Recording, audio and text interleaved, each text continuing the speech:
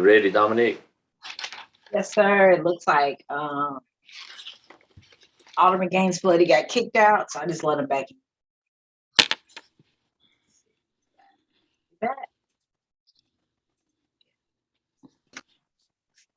I'm back. Okay, welcome back. Thank Go you. ahead. I don't know what happened. The bio cleaning that was in the general fund. Yes. Move that to the bond schedule.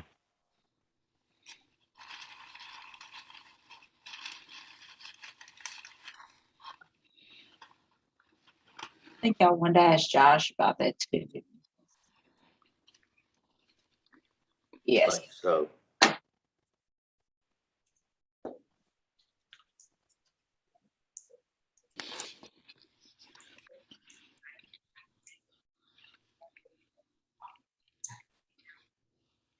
Josh, we're not sure where that number came from. Are you familiar with it? You talking about just vegetation and removal? It's gonna Well- cost $50,000 to clean that thing up. I've never done a cost estimate for cleaning. You definitely can't dredge any part of it for 50,000. They cannot dredge it. No, sir. It wouldn't matter if you did. You've got to dredge the downstream first, or you're just digging a hole. Yeah. Josh, did Ned Mitchell get with you and a group from Mississippi State on that at one time? Yes, sir. We did. Well, that's possible. That's what this was about, I think. Then if that was the case, when we left the meeting, I never put any numbers to it, and I don't remember discussing numbers, but the discussion was around the vegetation removal, including some trees that are stopping flow, and then the aquatic growth in the bottom of it to try to clean it up. Where would that be? Sir? How far reaching was it? Did it go anything like from the cemetery back to town, or just right in town? No, all we were discussed that meeting was just downtown. It was Sunflower Road to Shelby, was it not? Yes, sir, I believe so. Gosh, That's not much. I think. I don't think it'll cost 50,000 either, to be honest.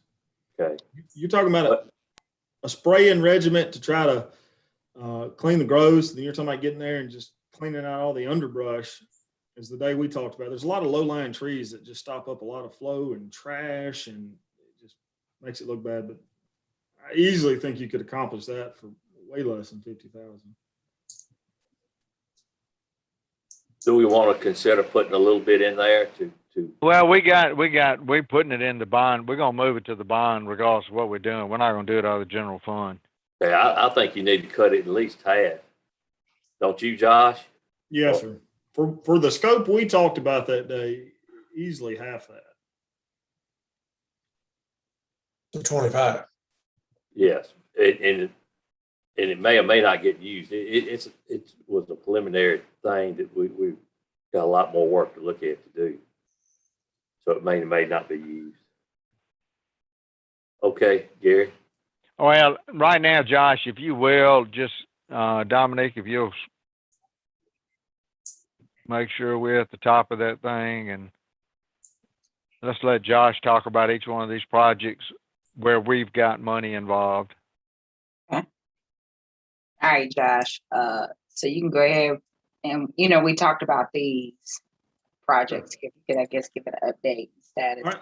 So starting off, North Street Drainage is a FEMA funded project that we started. We actually bid it out the other day and had no bidders. We are estimating to overrun that project a good bit. Once we got into design, we realized we need to carry the project across the highway.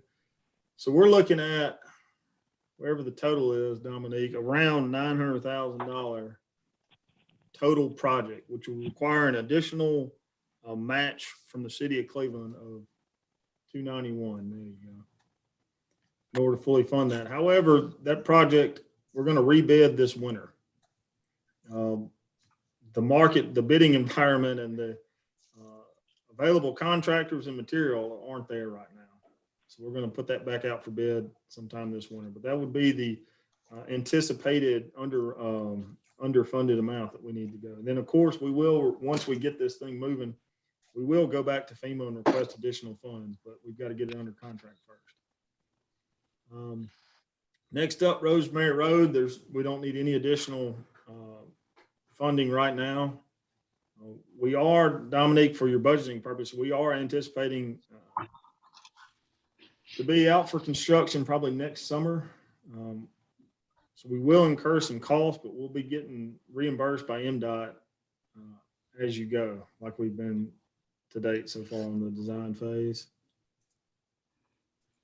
So it's a pay first project? Yes, sir. But it isn't reimbursement at the end. They reimburse you on a monthly basis. Okay. All right. Wastewater treatment plant. We will have out for bid this winter, and it is a reimburse on a monthly basis as you go for the SRF fund. All right. Baxter Water Well. We had never budgeted 50,000 between the involvement with, I guess, EDF, chamber, county, and the city. This is the final city portion to budget this year, and that project will be out for bid here in probably the next 6 months. All right. Now we're getting, I don't know how you got this in here, Dominic. We're getting 150,000 from the county and from EDD.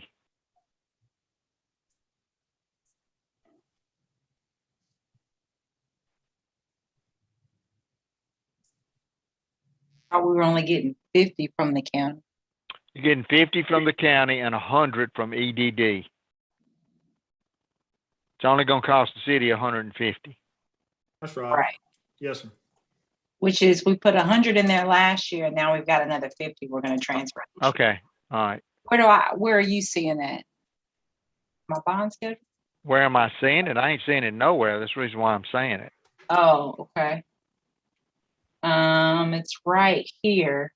Like, so basically we're going to transfer, let me go back to, we're going to transfer 50,000 from, where do we say, is it economic development?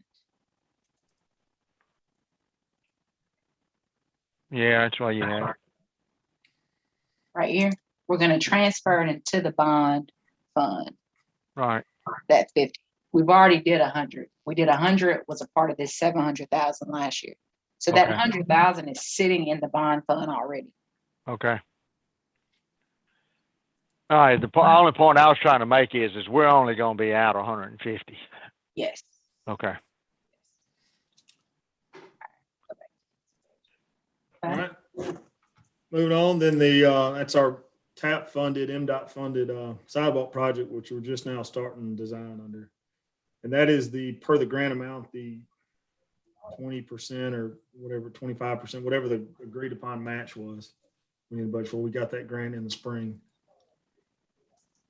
All right. So Josh, yes, is sir. that the sidewalk project, is that from Cross Street back all the way to Sammy Rash Street or White Street? Yes, sir.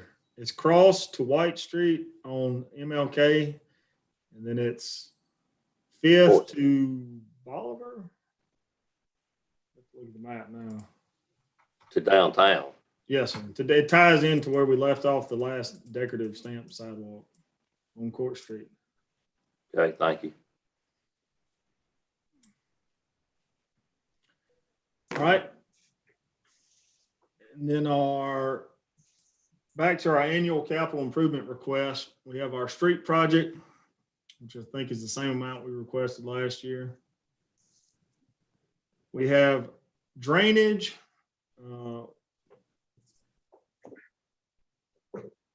Yep. Sewer pump stations, which is a 10-year plan, drainage on a 15-year plan, and then water line improvement.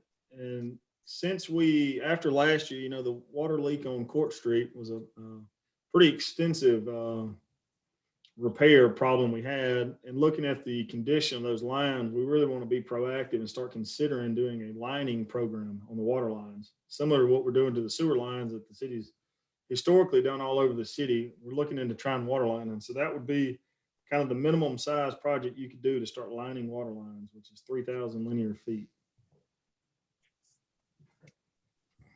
And then Dominique, on the third tab, this kind of has our total list of all the projects that we've been looking at in the city. Obviously, our annual street projects, a whole breakdown of drainage projects that we've been addressing. A lot of these with different type of funding, FEMA funds, general funds. A whole list of sewer improvement projects that are needed. The majority of those are sewer pump stations. We have, as you can see, we have a lot of issues that we need to address on the sewer pump station side. Are we duplicating any of this in that new sewer fund, Dominique? No, No, sir, I don't believe so. you're talking about the ARPA funds? Yeah, We haven't budgeted for anything in that fund. No. Our new sewer fund, No, our X Infomark fund. no, we haven't. The 300,000 that we have budgeted in that fund is really just for maintenance. And any repairs, emergency repairs that come up. Okay. Yeah, some of this stuff, if you don't budget for it in the bond issue, and we start addressing some of these stations, you'll be using some of that emergency money or contracts. Some of you you're going to use a lot of that already, but a lot of these stations, I mean, they're at their time, they're failing.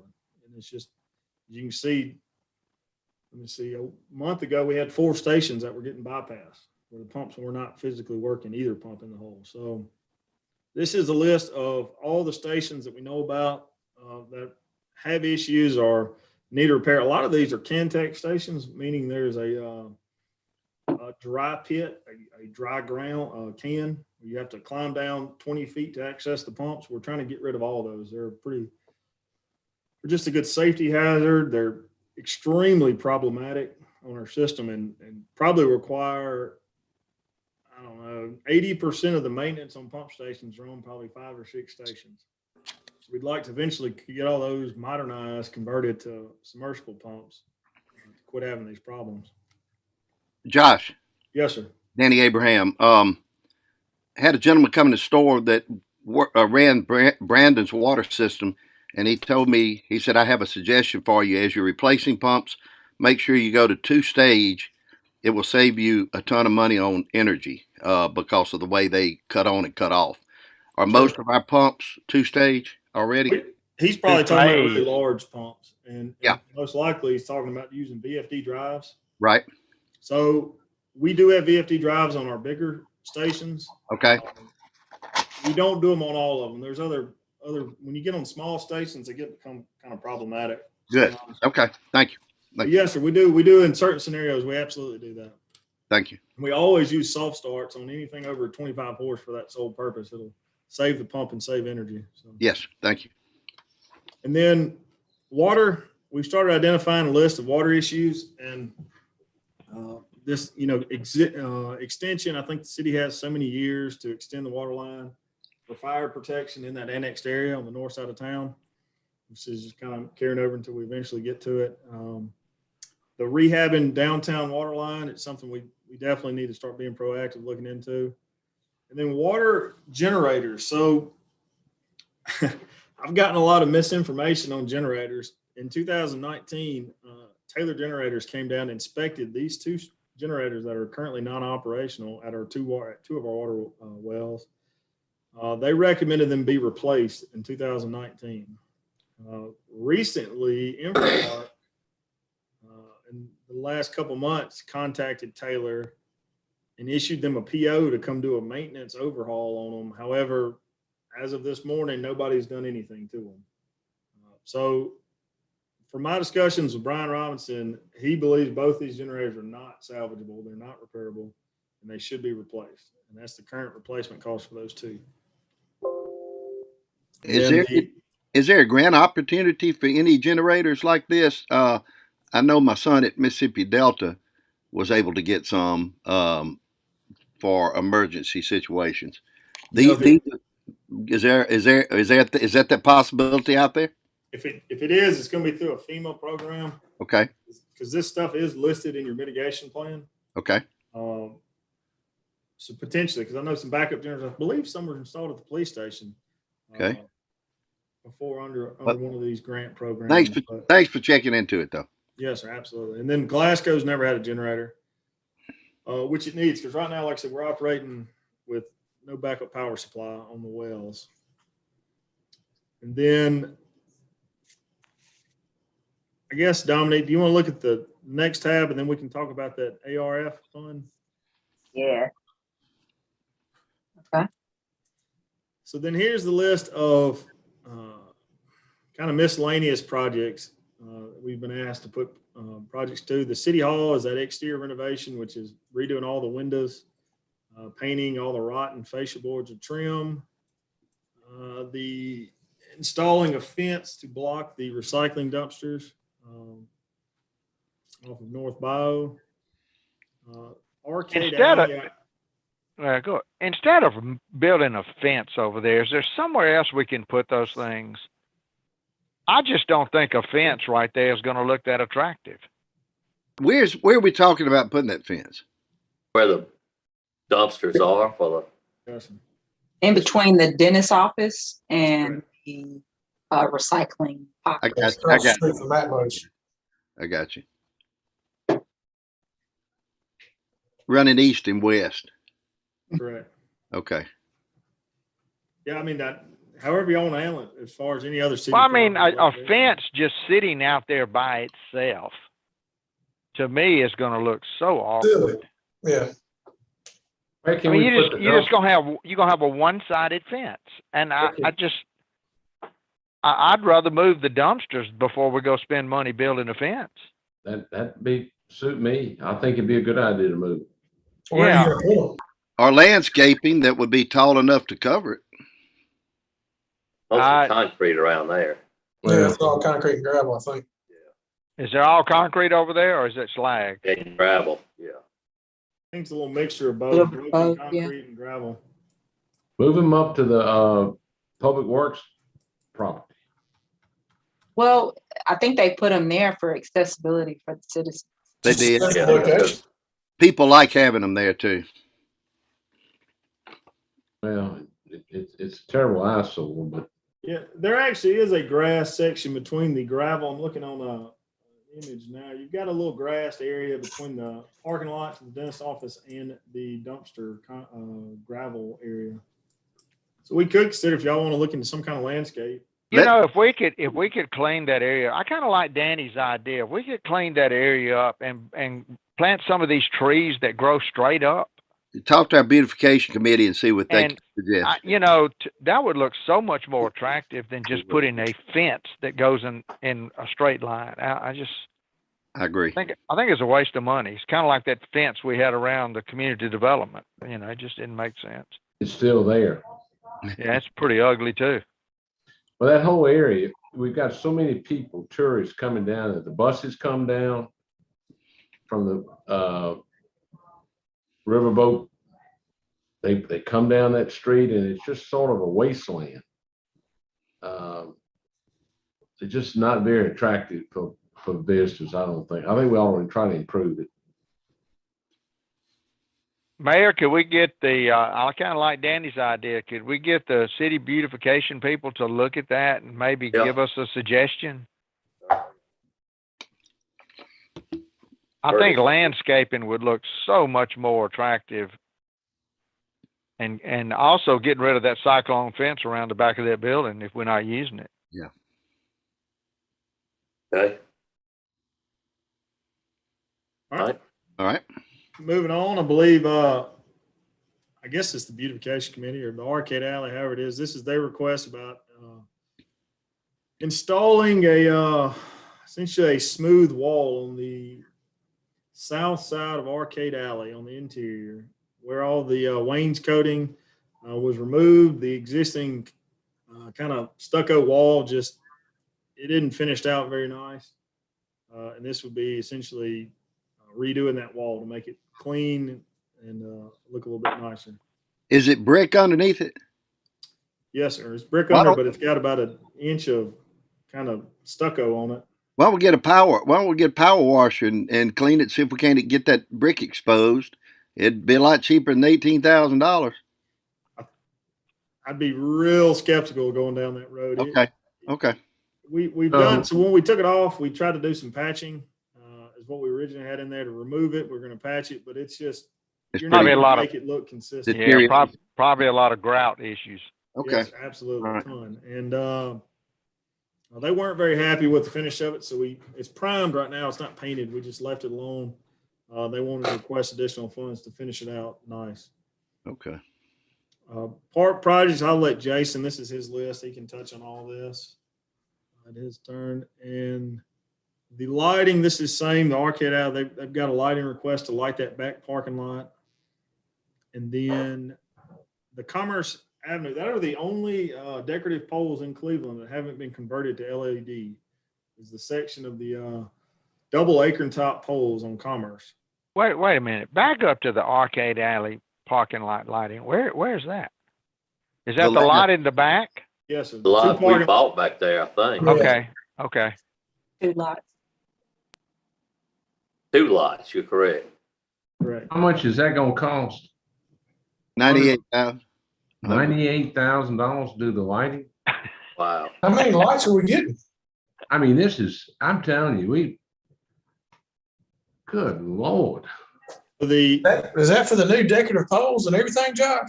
Yeah, I believe this is their request. They got Robinson Electric to give them a price to use Sternberg poles to match everything else and to light that parking lot. Let's defer that till next year and see how many people use the arcade. Well, we ain't approved any of this stuff yet. I mean, God, what? Well, that's their thought too. They feel like if they could beautify the parking lot first, then maybe people would use it. But right now, there's not a lot of use of the parking lot. So No, I know. Well, it ain't just beautifying that parking lot. You got to clean up everything back there, Yeah, the it's the alley whole and the back whole alley. situation, because All it the looks. people- the back I of the rode stores back is there terrible. one day. It's disgusting. It's terrible. Stores look Downstairs. terrible back there. They've sent out a lot of cleanup requests on the stores. Yeah. I mean, Okay, emergency- so is all of this summarized on Dominique's schedule? yeah, pretty much. Josh, is there some other type of lighting beside the expensive like that would suffice? I mean, all you're trying to do is light up something at night, I suppose, for people that would park. back Yeah, there. they gave from memory, like I said, I'm kind of secondhand on seeing these quotes, but I believe they did one with kind of a standard industrial type light pole. That was 60,000, maybe. Good Lord. Wow. I'm telling you, it's amazing what these lights cost. They're extremely expensive. Yeah, the poles are expensive, the lights are expensive. It's just ridiculous. All underground electric, tying them together. It's Oh, you got to bore under all these parking lots to connect them. It's just it's an expensive. I don't think that we need Sternberg lighting back here in our. I don't either. That's a Cadillac in a Yeah. Chevrolet parking spot. We need that. We need that on our streets, but not in our parking lots like that. and we just need some lighting that's heavy duty lighting that. There's some lights back there. We could Well, I probably mean, buildings it's going to cost some money to clean up back there in the first Right. place. and to fix potholes and things of that nature. All right, so when we look at this schedule, get rid of Josh's schedule, Dominic, so we can see your bond schedule better. All right, so if you looked at our bond proposal right now, you're looking at $3 million, which we can't do. What can Um, we do? So out of all of these projects, it seems like a lot of them include water and drainage. Yes, sir. How many of these projects would qualify for So- this money, this federal money that we've received? This is ARP. All of them. So I've got a schedule. I made a separate schedule where I pulled out all the utility projects. Is that water and sewer? And it's water, sewer, and storm drainage will all qualify. and- That all qualifies, I think. I didn't Yes. know storm drainage qualified. Would it, Josh? Yeah, It I don't does. know about storm drainage. No, it doesn't qualify. Okay, okay. It's water, sewer, and broadband. Well, I guess water, that would You sure, Dominic? I'm almost positive it qualifies. Yeah, drainage. I think And so. maybe that falls under water. I sent you guys an email with the use of funds too. Yeah, I'm gonna open that. I've got it. Yeah, you're right. It says support vital wastewater and stormwater infrastructure. Great. that would be that. So it'll, Yes. water supply, sewer collection, and drainage will all qualify. So what I've done is I kind of pulled out our top priorities that we've been looking at over the years and just summed them up on this back page, with a good bulk of them being addressing kind of major critical sewer pump stations, fixing the generator issue at our wells, along with starting a waterline rehab project, and then a Bishop drainage, which is kind of a Bishop slash pecan bio. They kind of go hand in hand to some degree. I'm trying to address that area. We've got a lot of the other drainage projects around town, working different angles. Either we have grants for them or we're going to be pursuing additional FEMA funds. And I think Bishop's a great one we could begin addressing now if we had these funds available.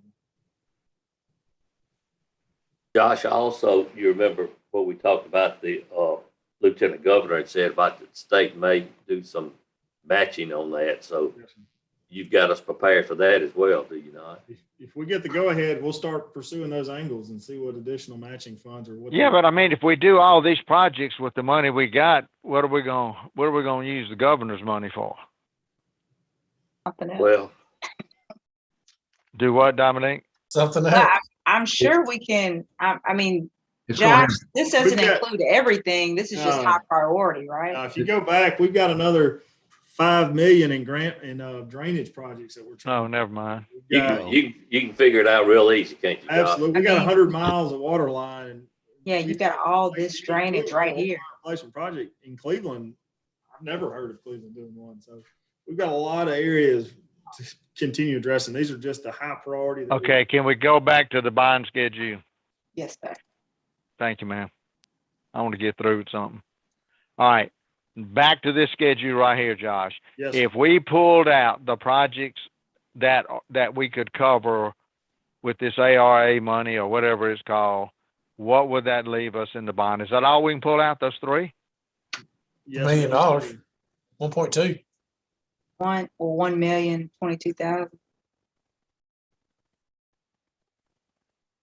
Hold on. you've got other, Hey, the fire truck has water in it. You may be pushing it there, buddy. Good try. Carol. I'm trying, man. there are gonna be other needs too that are gonna be, we want addressed, like at the airport. Well, we can't use that money for the airport, so Oh, no, I'm talking about bonding money. yeah, I know. So that's what I'm saying. You know, if we start thinking about there, I mean, we went the wrong way with that number. Oh, shucks. Hold on. Let me add it. Let me just, Yeah, I think if you just put it down, it's gonna, yeah, it'll take that. you need a plus sign. Bill, how many bids did we get on the city hall renovation? That seems high. It does. doesn't it? About it too. We got one quote only. It was, I think initially it was sent to, I'm not sure who sent to it. All I know is I took A-Bot's quote. We'd have to solicit and get multiple tree. I thought bids. we were just looking at the windows and maybe painting or something. I didn't think. It was windows, replacing all the windows, replacing all the rotten trim fascia boards, and painting. However, like I Wow. said, for that money, we'd have to put it out to bid. Yeah. You know, Mayor, I'm gonna tell you, we have a beautiful downtown and we have a lot of traffic. Yeah. Our city hall almost needs to be a little bit of a centerpiece. Yeah, that's what I thought we was doing, but it looks mighty expensive to. Well, having But you're, money- you're right. It's an eyesore somewhere. It is an eyesore. It's That's rotten what- windows everywhere. All right, look, on the arcade alley, if we're gonna reduce the lighting there, you can reduce that project a little bit. Take the 98,000, keep the That's wall. 98,000. I put 8,000 in. Might as well have done nothing. 90, where's that money coming from? I don't know. But Yeah, I think we're just gonna look at the alley now and Yeah, I think lighting later, I or agree, a Billy. different I type of agree. lighting. I really think we need the alley cleaned up yeah. by all merchants before you spend a lot of money to say this is gonna be nice. But what if that back alley ain't nice? People from out of town, you don't want them walking through there. I think we need to look at what the city community development sent out. I've already gotten 4 or 5 calls from people asking me what they mean by cleaning up the back of their building. So I think community development could tell us what they've done, but I think they have alerted all of the store owners. All they They gotta have. do is look at it and they can tell what needs done. Yeah, Well, they no, I have. mean it just went out. It went out before Kenneth, right before Kenneth left. But do you Yeah. think the merchants will chip in and pay for the lighting? If you're asking me that, I think that's a crazy thing to ask. No, I mean, to improve their stores, I don't Ask think. Danny. Said Danny, again? you'd pay your Ask part, I Danny. know, wouldn't you? No. Okay. There you go. Go ahead then with something fruitful here.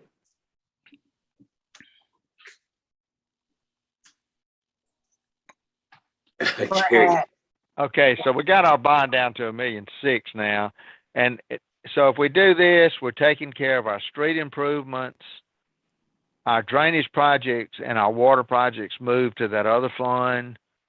The fire truck purchase, we only need 239,000. Let's see. I thought you already had 200. 250 489, could come right? from 250 could come from fire protection. We Yeah, already have 200 in the bond. You could transfer 250 from fire protection, and then you would only need 239 there. But we Yeah. talked about putting that off and using that, saving that for the ladder truck that's coming up 5 years from now. yeah. Just don't But put your- Brian, one of the things we need to talk about when we meet with these guys at 4 o'clock is some of the thoughts they have with the airport. And, you know, we have a tremendous need for industrial development. And one of the things they want to do at the airport is extend that road all the way out so that extra 20 acres we have are accessible. What we're hearing right now is if we could put a spec building out there at the airport, we could probably get a small industry out there in no time flat. What would that cost us? Well, I mean, we had to build a spec. No, the people will come in and, I don't know what it'll cost to build the road. This is Kirk. We're going to leverage every source we can to develop funding for these projects. But we got to have help from the city, some startup funding to have available to leverage when we go to FAA, MDOT, Department of Defense, MDA. Yeah, well, you got to have the infrastructure there for the road. Yeah, They're not going to build that road for us. Well, we're gonna use every avenue we can to gain funds, but we got to have seed money from the city ready to do some things. Our road's gonna cost a good bit of money out there. I mean, you know, it's large. It's concrete road, water, sewer, and utilities. Kirkham, one thing I think, if y'all don't mind me mentioning, about cleaning up these back alleys, I wanted to go to each of the store owners or the building owners and ask them to build something to block off these big dumpsters. No joke. They're horrible looking. To where the trucks can still get in. Now, that's the type of thing I think they'll help us with.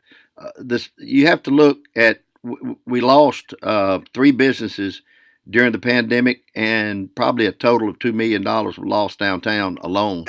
So that people are still trying to recoup being closed 3 months. So that's the only reason I said no quickly. I don't think it's the timing is right. But I am going to discuss with the city beautification and with each store owner putting something around their dumpster.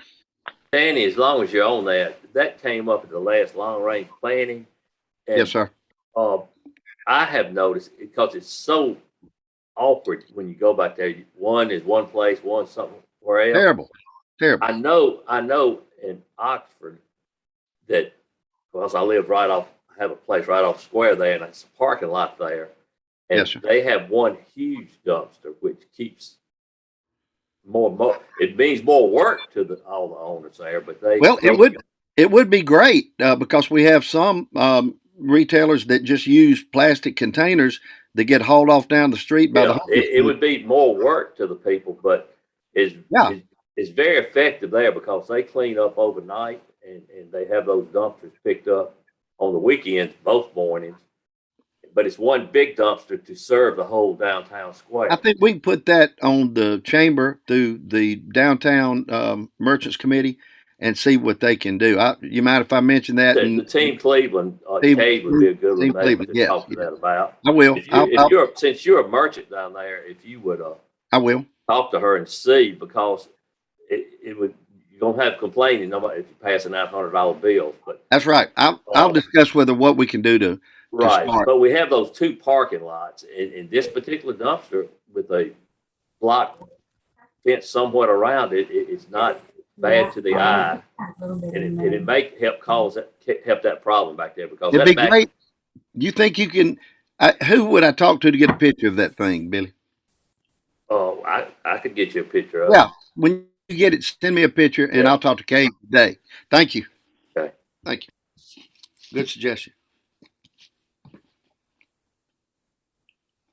Can we put 289,000 in that fire truck?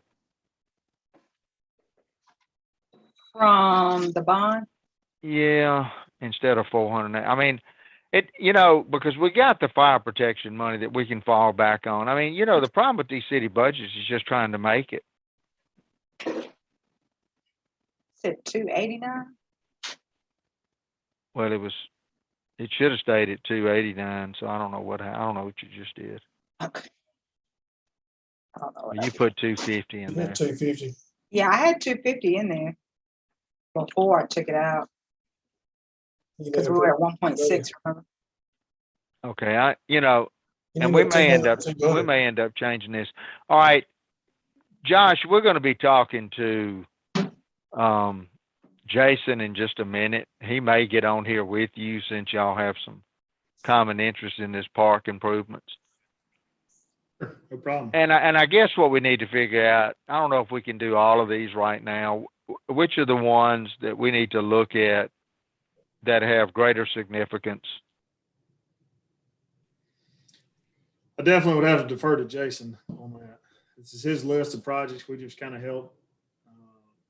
How'd we get up to 273 when we got 245 there? Okay, never mind. Engineer. You never cease to amaze me.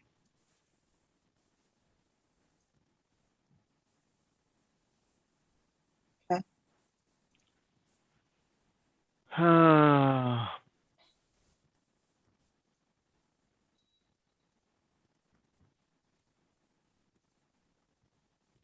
Commerce Avenue lighting, yay, nay?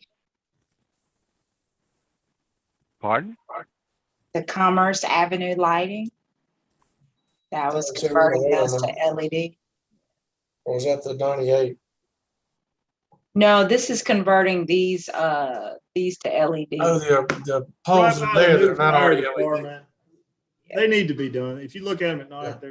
they're the only ones left in the city haven't been upgraded to LEDs. They don't look very good or provide much light in that area. that'll help that lot too. Yes, Yeah. between North and Is that- South Street in Commerce. Okay. You're talking about 13,000. Is that correct? Yes, sir. Okay. I'd say go ahead and do that. City Hall. I think it's high on City Hall. I do Lord. too. It is. It needs a lot of help, a lot of rotten stuff, but it's It might come in lower, but like I said, that's just one quote from a local contractor that we're basing our budget. Was it really a quote or just a shot Yes. from the hip? It was a quote. He provided a breakdown number of windows. He's talking about doing these window packs to bed insert instead of having to replace the whole frames, painting. I didn't study it in detail, but it was a full breakdown. But would it be feasible to get another quote? Oh, yes, ma'am. With Yeah, that amount yeah, of we're money, We're going gonna to. have to, yeah, we're gonna have to We advertise have to this. with it, yes, we have to with that being that amount. Correct.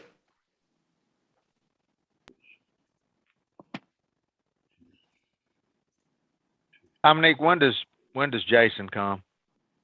2:30. I could probably try to get them earlier. Yeah, I'd go on and do it while we got Josh here. All right, let me get them. No way, just in case Josh wants to go make a living, he can. I'll text him, Dominic. Okay. All right. So I know we talked about potentially planning or landscaping for this wooden fence. Y'all want to take this out?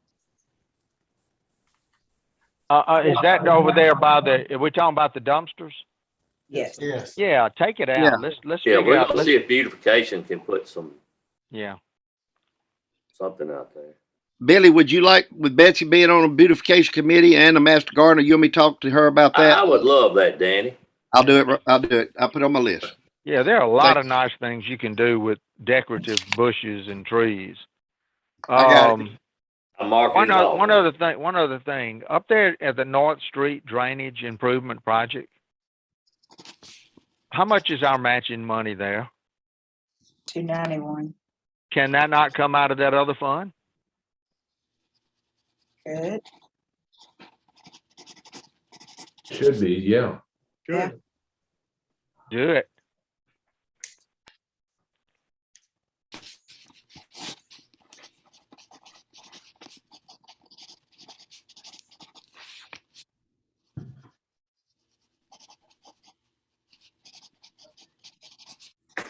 I have a question.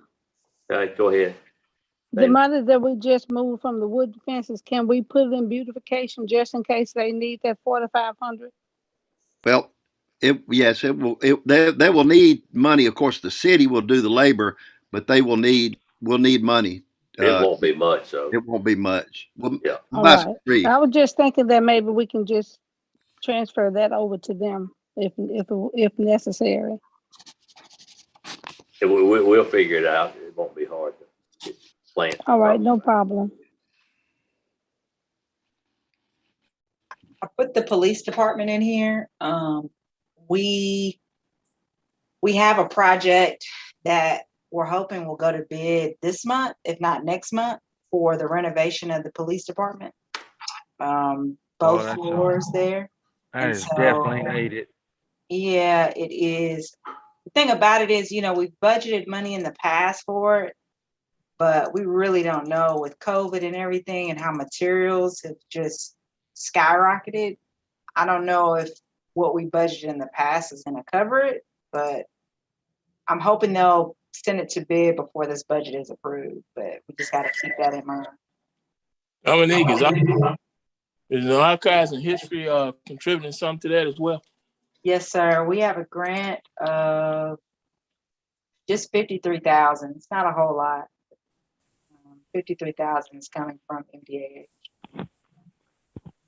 But y'all bonded money 2 years in a row for this project. So. Right.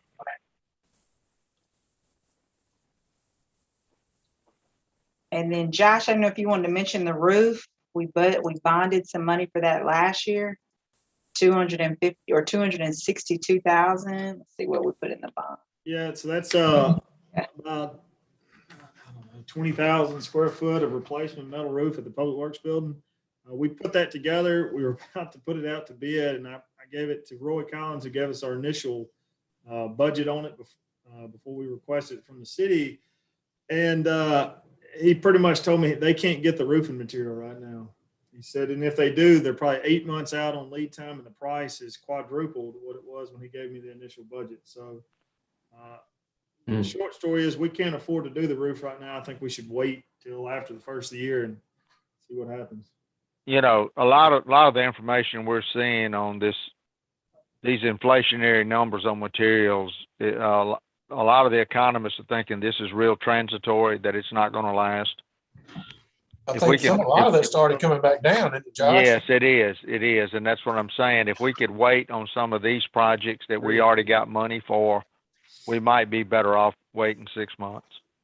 100% agree with that. There's two problems. The one thing, material costs are, in material availability are two big issues. The cost, and then a lot of stuff is just really hard to get, or major lead times. The next thing is labor. I don't know a contractor out there in any of the kind of world I live in that isn't grossly behind. I mean, hence we bid out North Street and had 0 bidders. Just nobody can get to it. Everybody's short staffed and struggling to stay ahead. And I sent that North Street project to 8 different contractors. Couldn't convince any of them to bid it. So, Wow.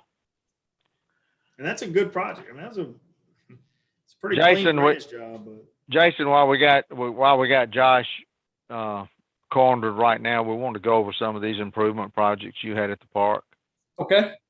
Trying to identify those that are, we know they're all valid projects, but those that are the most essential.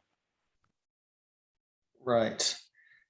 You know, I would like to get the tennis courts, you know, up Start, to look on the, are you looking at the screen? Yes. All right, so let's go down the line. Okay.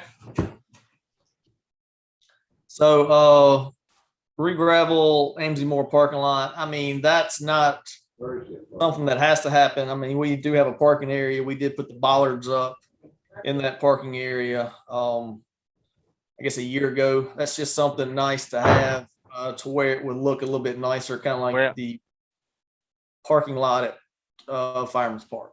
Okay, good. I would like to do both of the tennis courts, both of those projects. Like I said, Fireman's Park. If you look at both of the tennis courts, they both need resurfacing, and the fencing on both of those.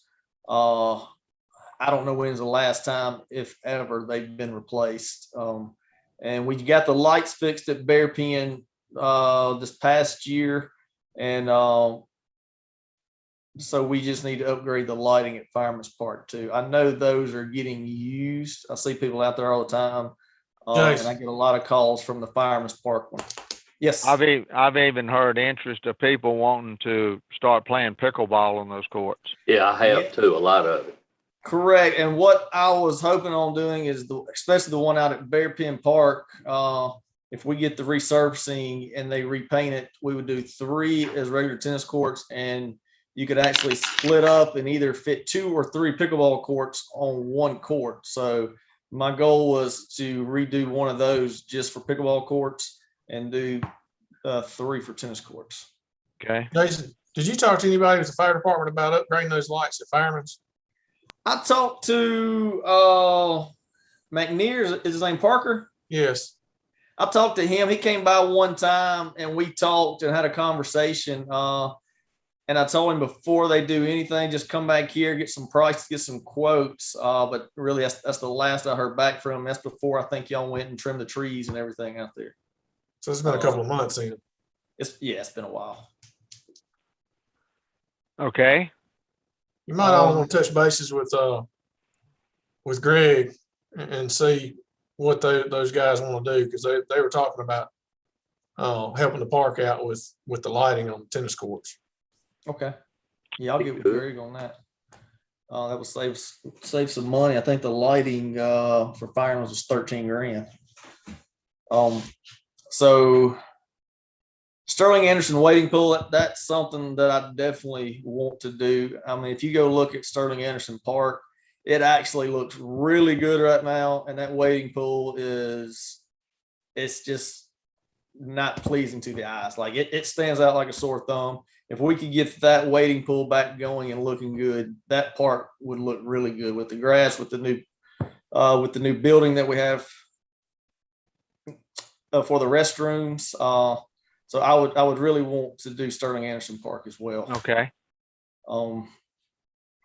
Fireman's Park, that's just some fencing. I think the fencing, it's a smaller project. I think So that one and the Sterling Anderson would kind of look the same. We would do that fencing as well. The new fencing around, now this is a big cost, and this is one that just trying to be consistent with how the park looks with different type of fencing. Now this is the fencing that pretty much is on the street that kind of goes around the ballpark. It's something that does not have to happen, but I know that fence is old as well. And I might could look into chain link fence, might be a little cheaper, but I was just trying to make it look a little bit nicer. So Are that those one is, fences, I saw the pictures and I saw the material. Is that metal? oh, let's see what it's a type of metal. I'm not real sure the durability. I think it's the type of metal that we used on our gates. So it would take some damage to damage it, but it's not like steel or anything. So, I mean, Okay. it would look pretty good, and it would take some, I guess, something heavy to damage it. Okay, let's talk about all these armory projects. Well, the armory projects, almost want to do it little by little. The main thing with the armory, even if we don't refurbish the restrooms or the concession stand, I mean, one thing that I think we have to do is get rid of the fencing. Are you using the armory? I'm sorry? Are you using the armory, Jason? Right. No. The army has not been used in a long time. It's Years. kind of grown up out there. I think removing the fence, that way it's pretty much a flat area out there. My long-term goal with that is to keep the lighting, go back, fix the lighting, fix the restrooms, and make that a designated place to play football. All we'd have to do is move some bleachers out there, and instead of using the outfields or the baseball fields, kind of make that our football complex. So I kind of want to take the fencing down, would be our first project. That way we could get the grounds and everything back up where we need to.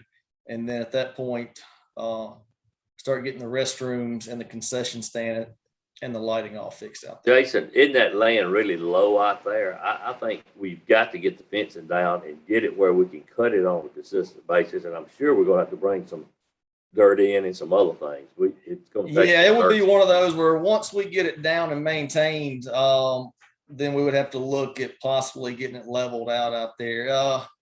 There's only certain areas that hold some water. It's really not too crazy bad out there in the middle, but it's just was so grown up that once we get it down, we can kind of see where the water's standing. We're going to have to get some help with the road leading out there too. For those of y'all who've been out there know that it's a mess. Yeah. And the parking lot is so.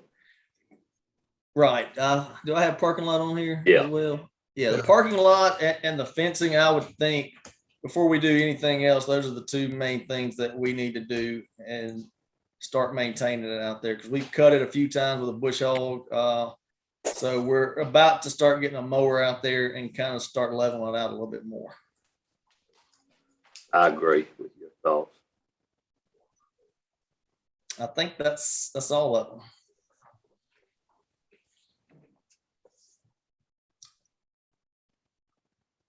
Unless anybody has any questions on those.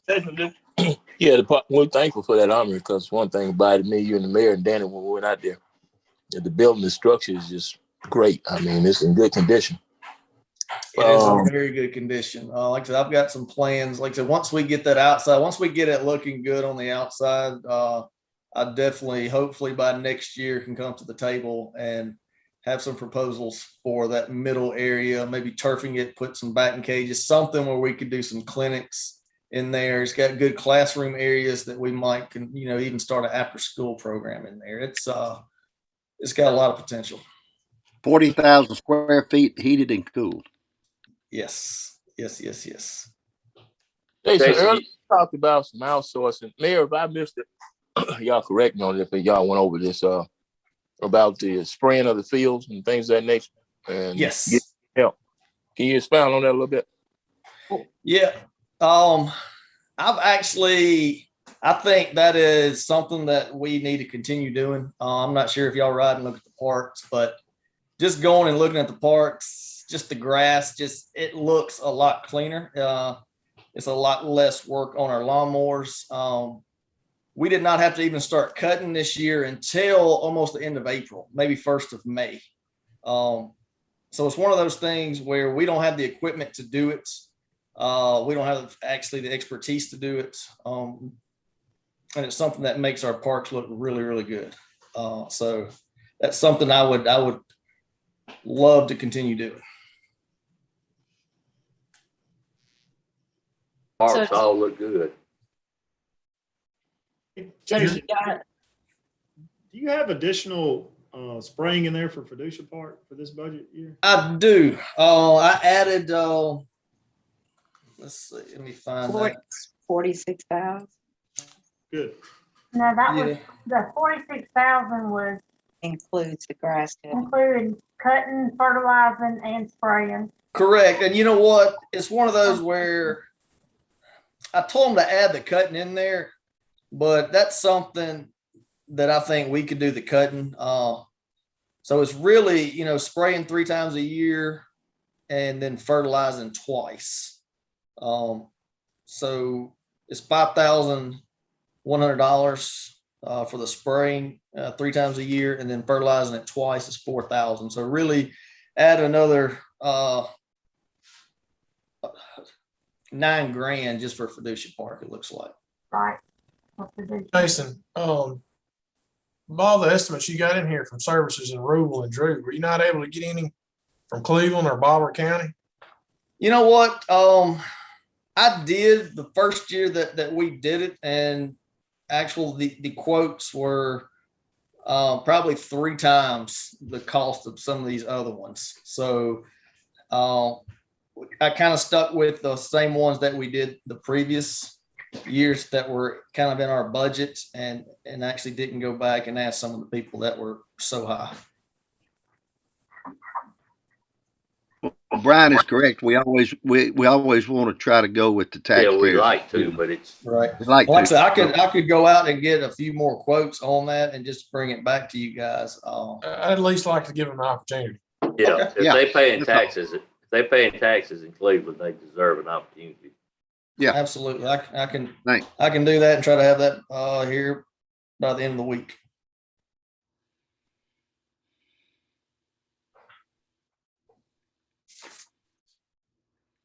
So do you guys want to maybe pick a project per park? Or give Jason like top 3 out of those. You got a list of 9 there. What would be your top 3 most pressing issues? The ones that, and I like to do the projects, honestly, I like doing projects where if you ride by the park, you can tell something was done. So I would pick, I'd like to lump 2 in together. I would like to do Sterling Anderson wading pool for sure, and the fireman's fencing as well to go along with that, just around the wading pool, and both of the tennis courts.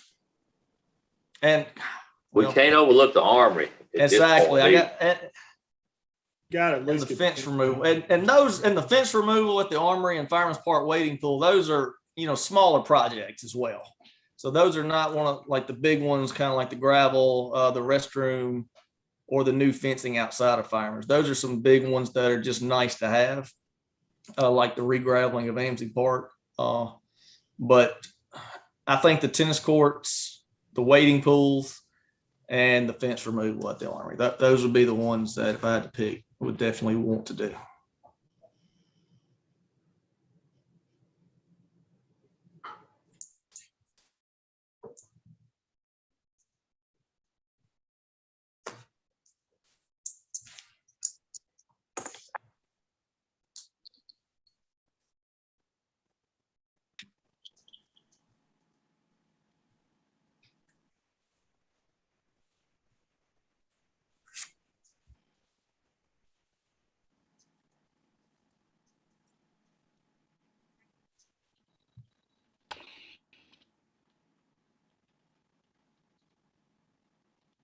And this project's not on here, but I mean, it will happen because of insurance over in October is the AMSI Park Pavilion.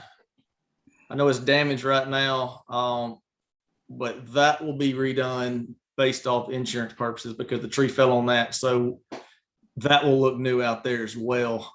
Talking with Cleveland Lumber, material on that. They ordered material back in July, and material will not be in and start on that project till October.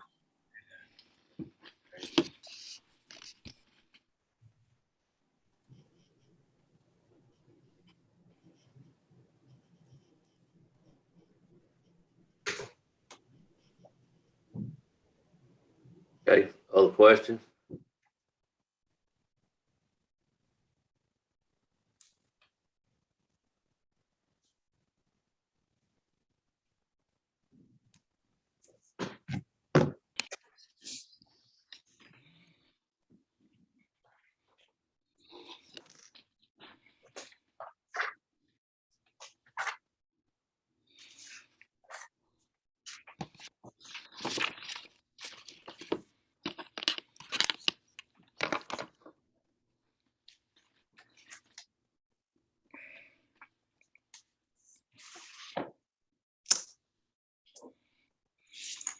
So he said we take the mowing out. Jason thinks that you can handle that. That's good. Yeah, I think we can handle that, and I would like to handle that because contracting that out, I would like to oversee that. You know, making sure before tournaments, different things like that, that we can have it looking how we want to, and we might can cut it twice a week or something, getting it ready. I would hate to rely on somebody else to do that. Okay, did you guys want to talk about the assistant director position? I know you guys talked about that.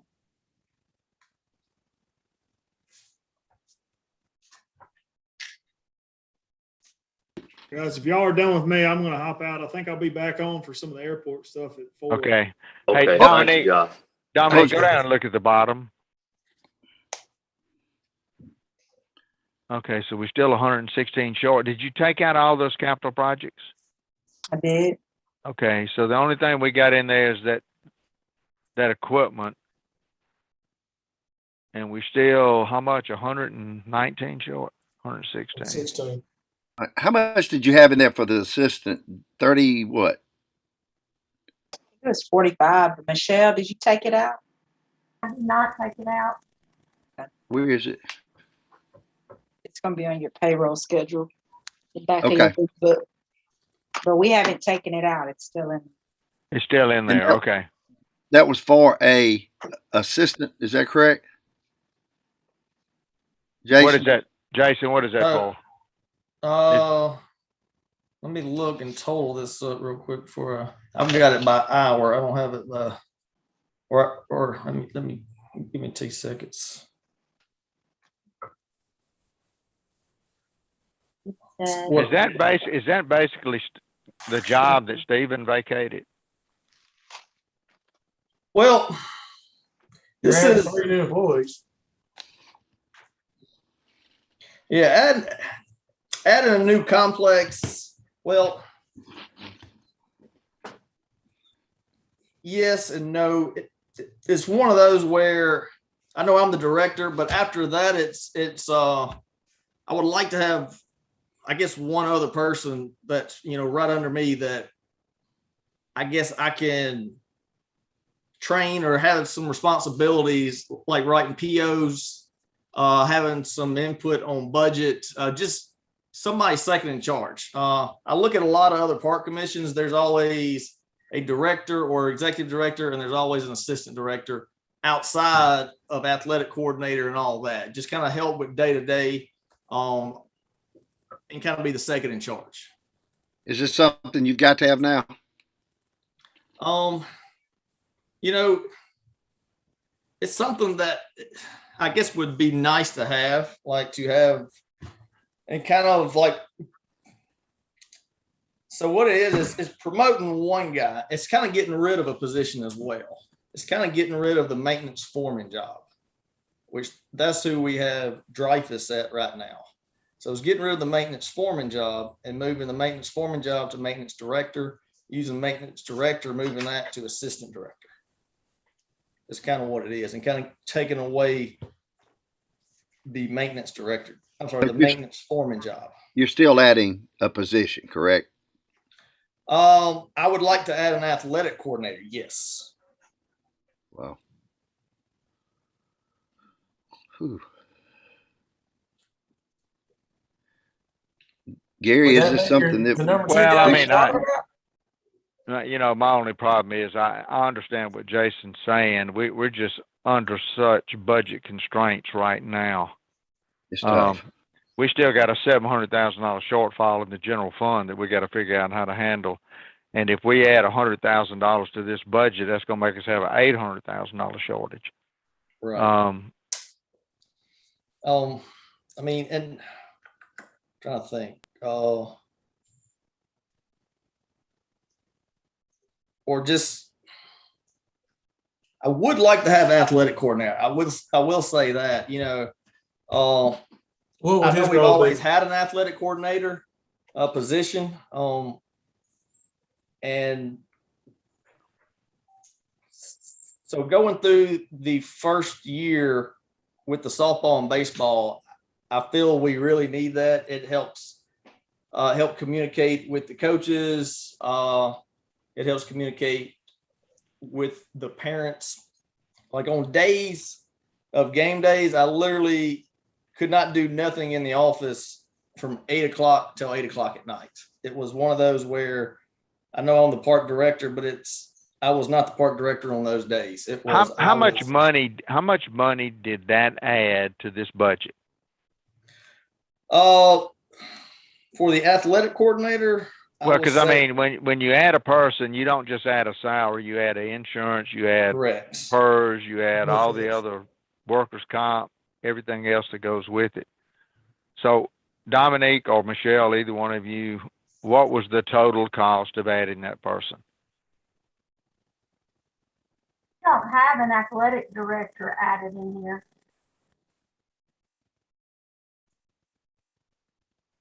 Yeah, Jason, just to be clear, you're wanting to hire, because we have it in the budget as assistant director. Assistant director is what we have added. Right. So the total is, I'm trying to look at what y'all have. total is 57,000. That's total cost. Yeah, 57,960 for that Okay, so assistant director. that's not the only thing creating our problem. What are the other issues in here that is making us $119,000 short? So Dominique, I'm not sure if they look like, I know we are adding Fiducia Park.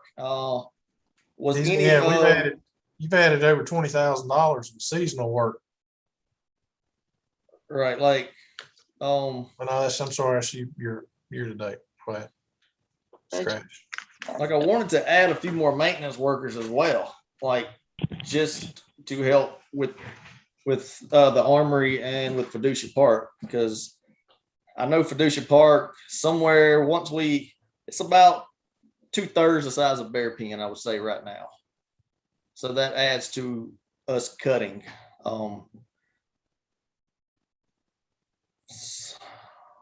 Fiducia Park, 75 acres, isn't it? Those links are not right. Is the backside of it still being farmed? Yes, back behind the pond, all the way up to the pond. It's us, and then back behind the ponds. So there is a section still being farmed. Yes. Are we getting rent on that? I would think so. That be a Danny Griffith question.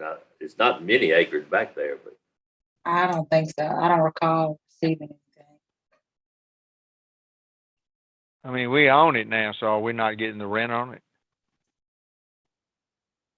Here, the difference is going to be in Fiducia Park with adding the $40,000 for the cutting, and then the employees that he's asking to add. There's $90,000 up right there between those two items. And Dominique, the links got off when I updated PD, when I added those lines.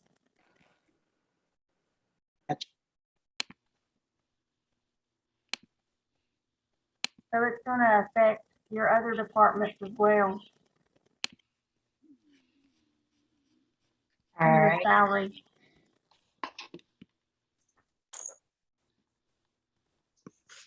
Let's just say worst case or like minimum. If we don't add anything else, I would like to add an athletic coordinator and at least, you know, one or two maintenance workers. And the athletic coordinator, like I said, I put in here budgeted that for $40,000. And the athletic coordinator outside of whenever there's nothing going on with programs, we could use that person outside cutting and doing work as well. How much of this is used for cutting grass? And the reason I ask that, I brought this up 2 years ago. Will it ever get to the point that and y'all might have discussed this a while ago, I got cut off, that we could sub some of this grass work out, or is this totally out of the question? So we don't have to pay Right. longevity, state retirement, employment insurance, FICA. Yeah, we could sit down. I could get with Michelle and kind of look at the cost of all of that. And I would. And there's a guy 2 years ago I talked to, Tidmore. I don't know his first name, but this is the type of stuff he does. He does apartment complexes and he does other municipalities. He's out. I don't know where he's out of maybe Sunflower County or maybe here. Art Tidmore is his name. I just wonder if that would ever get down to that point, because we picked up 75 new acres, and now that gives us, Billy, what, right at 210 acres of park? Yeah, it's over 200. 210 acres of parks. Maybe we could get a quote. I know we lose a lot of hands-on, but I don't know. I don't know. Well, the thing you gotta be concerned with is this, and I know where Jason's coming from. When it comes to the fields, whether it's the soccer fields or baseball or softball, you got to be careful if you get a sub in there doing that, because are they going to do it? Are they going to do it to the, you know?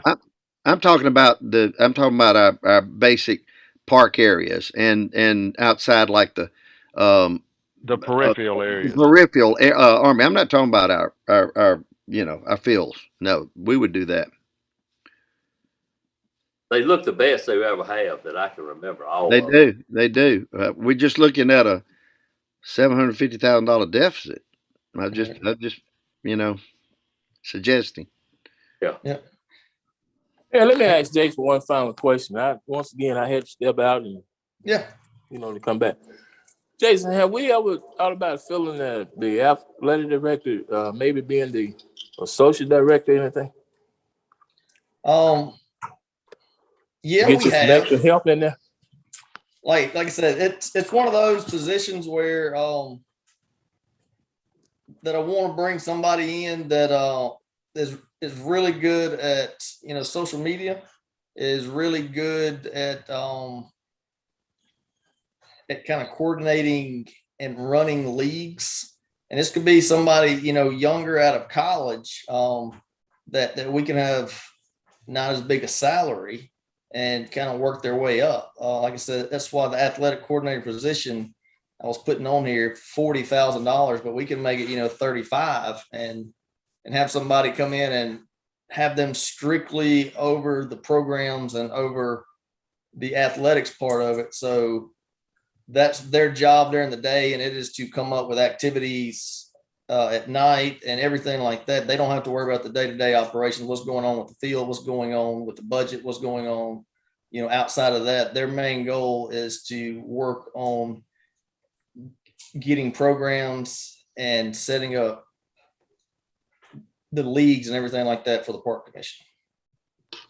Okay. I just want to make sure we get you the best effort we can, because you're doing such a great job of it, and we want to continue. Thank you. And like I said, I want to continue doing that as well. And like I said, I think the athletic coordinator is a major part of the park commission and a major part of getting people to participate and kind of growing the park commission. and find the right person for that job, could help bring in revenue for the park commission. Okay. Okay. Well, on Jason, your time, then we'll let you explore it and then let us know. I see your need, Jason. I see what you're saying. Right now we're just fighting the bottom line on this budget, and it's just Right. not the best time to put this in. Maybe would you consider letting us look at that at a later date? Yeah, absolutely. Okay. Okay, Gary? I mean, I don't know. I'm just sitting here trying to figure out where we're gonna get $116,000. Well, we know he's doing a great job. We've thrown You are. a lot more on him. I knew the Yeah, Army. well, he didn't add Fiducia Park. We did. We did. Yeah. Yeah. Well, and the Army was giving back to us. So, I mean, giving Right. to us. So we got good problems. We just got to figure out how to handle them. Yeah. All right. All right, Jason. Scroll up. Jason, you got any questions? I don't. Like I said, it's I look at these numbers a lot, and my goal is to be as efficient as we can. And like I said, even if we try to cut a little bit here, I'm going to make it work. And I want to bring in as much revenue as we can, with as little cost out there as well. So whichever direction we go, we will make it work. And like I said, I do look at these numbers probably way too much, but I just appreciate y'all's help with everything y'all do. Jason, typically for other cities, say like Indianola, Clarksdale, Greenwood, Greenville, we're at $19,000 sponsor fees. What do they do to bring in sponsorships? I don't know. I can check, but I will say this is the highest that we've ever had. Yeah, by far. If you look, most of them come here to play the sport. Most of the goal, most time the goal was 10,000, and that's been, I think, for a while. And but I started doing, thanks to Kirkham Paval's idea of doing sponsorship banners, and that worked out well. Right. So that pretty much almost doubled our sponsorship there. Good. So we have gone up in that. Like I said, this is the highest that I can remember it ever being this year. Good. And I'm just going to try to think outside the box as well to try to, keep that going up, because our numbers, because of COVID, are a little bit down because of sign up. So we got to figure out something to make up that cost there. So, like I said, we're going to do everything we can to hit our numbers for sure. But I will reach out to them. Honestly, we appreciate looking at Cleveland, Greenwood, a lot of these Delta towns really don't have park commissions anymore. No, they don't have programs. That's a great point, Jason. Their programs have just about gone to the dogs. It is, and it's they're pretty much self-ran there with groups of people in town. I know Clarksdale is, Greenwood is. I think Greenwood's ran by Lions Club or some group there in Greenwood. So thank you for what you do. I appreciate y'all. Thank you. Thank you.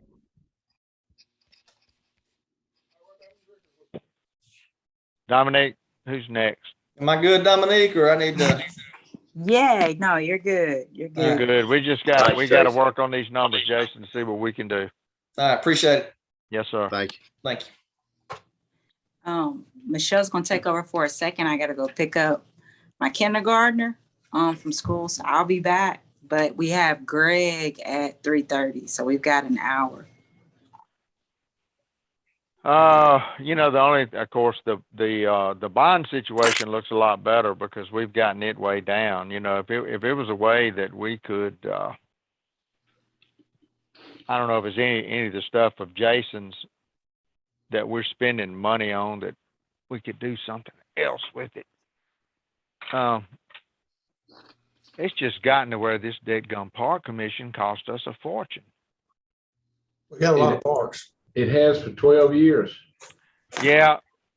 Yeah, when you double what you've done too, but got 75 acres in the armory now, it's going to do nothing but continue Well, Escalate. you know, Billy, how much money are we spending with duplicated costs by keeping, you know, we got the armory out there, we're going to have to keep that up, and then we got the existing facility we got. You know, we talked about it one time tearing that facility down and turning that into parking lot. Yeah. I think that's at least a year off now about what we're looking at today, though. I think if we just get the fields in shape and fences down and do whatever else we set out there, that may be it for the year for the Army.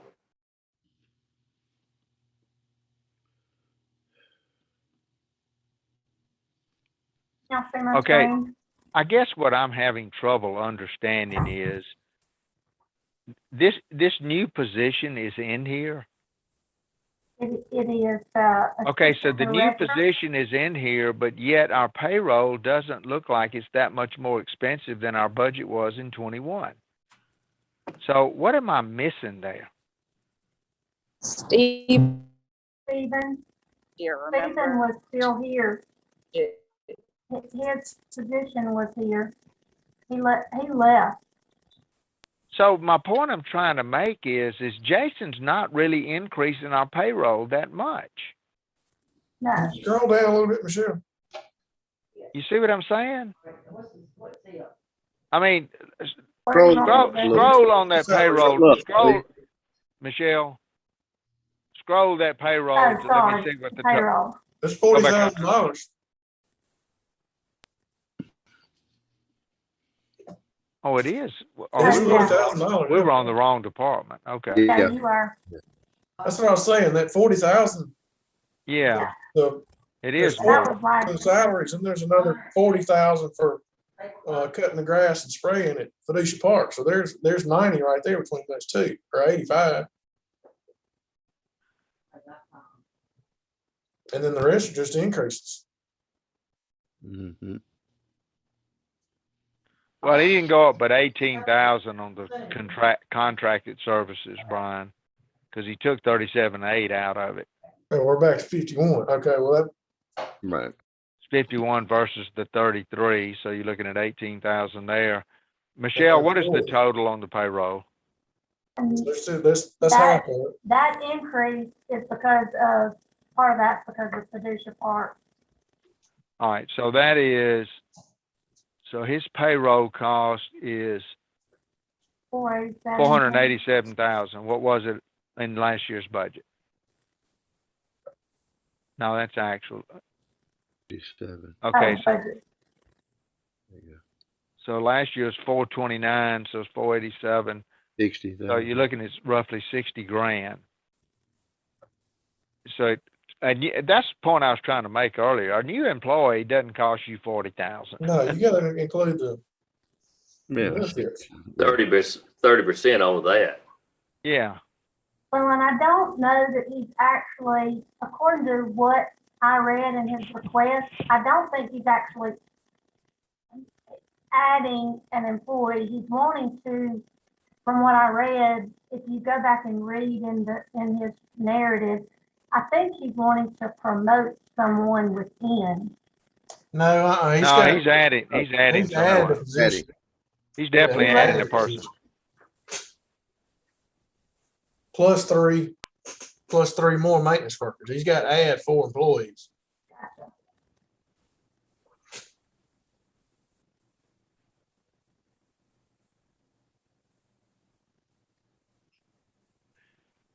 You know, I know when Stephen was out there, Stephen had an athletic director.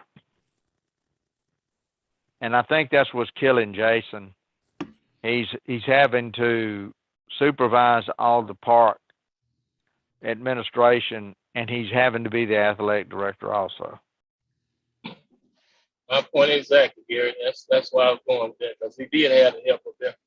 Yeah. And ever since he's been there, we haven't had that. Which, So what? I mean, technically he had that when Stephen was still here.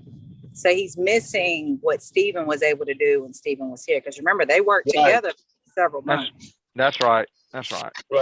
Right. So we putting it all on his plate. But look, I know you guys want to move on from it, but we just need to try to help him out as much as we can. All right, but I'm still confused. In the 21 budget, is Stephen in that number? You saying with the salary that he had?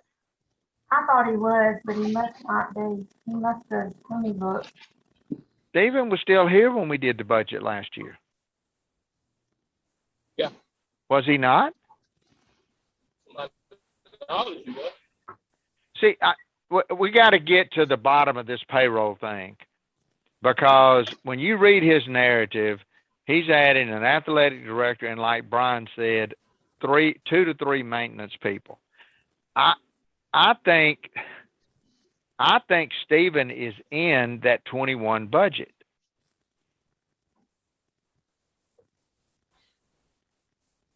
Doesn't Can look we- like he is. That we have to go back to 21 because I think he left. Gotta look back when he left, because that's 67.6. I mean, that's one salary. Okay, I'm good with that. Yeah. So we'd have to look back at the 2020 budget and compare. Yeah, It was not, okay. I want to do that before we sign off on this park commission. I just looked, he was not.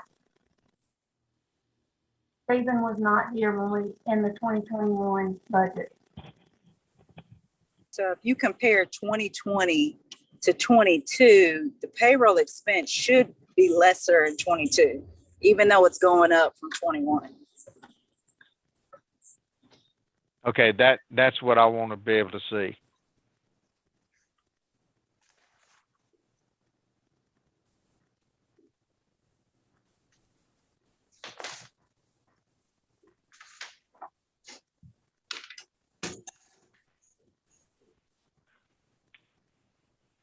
Dominic, are you looking at 2020?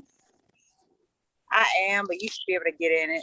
Are you looking at this in driving? No, I'm not looking at it. No, I'm not looking at it. I'm not looking at it. I'm driving. I'm just looking. Okay, well, let's get that straight. It's open Yeah. on my computer. Let's do that. Yeah, we had a police officer had a wreck. We don't want a city clerk to have one. Okay, here we are. This is 2020 part. I don't see anything. You don't see it? You don't see my screen? You'll have to reshare, Michelle, or share a screen. We got to reshare the 2021.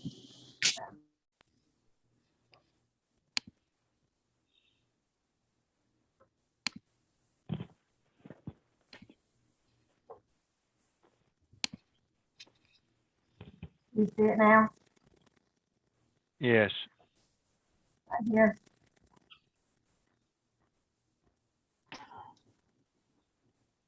Okay, so do what you just did. Scroll down on the 2020 proposed budget. No, the 2020. Just, Look all over. Because the 2020, that's when we worked on it and Stephen was still here. Come on Yeah. down. All right, so that number's 506. right. So Dominique was right. Even with his request, he is about 20,000+ less than we were at when we proposed this in 20.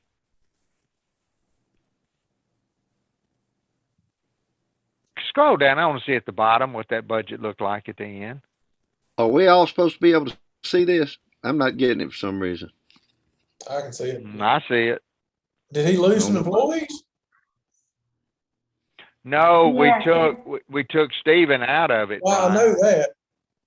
He did lose some employees, so he did lose a couple of employees. Yeah, if he's $20,000 less, and you got, yeah. Well, See, that- Stephen's salary was pretty considerable. I mean, we It had was. 2 director salaries. Yeah, Yeah. it was. That 123,000 is Stephen plus Jason just basically coming on board shortly before that. A full year. That was a full year. Yeah. Right.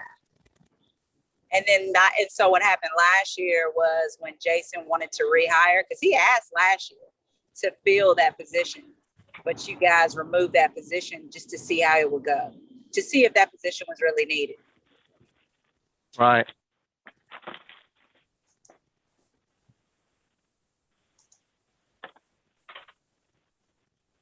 How much do we have in there, Gary, for that position?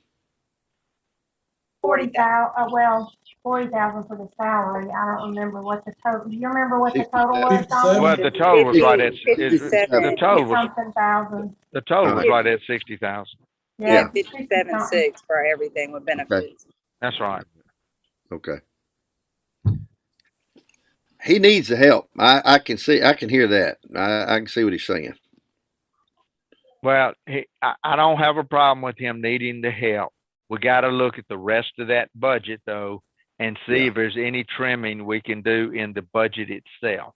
All right, so here was my question, and I don't know that I got a good answer, or I didn't understand it.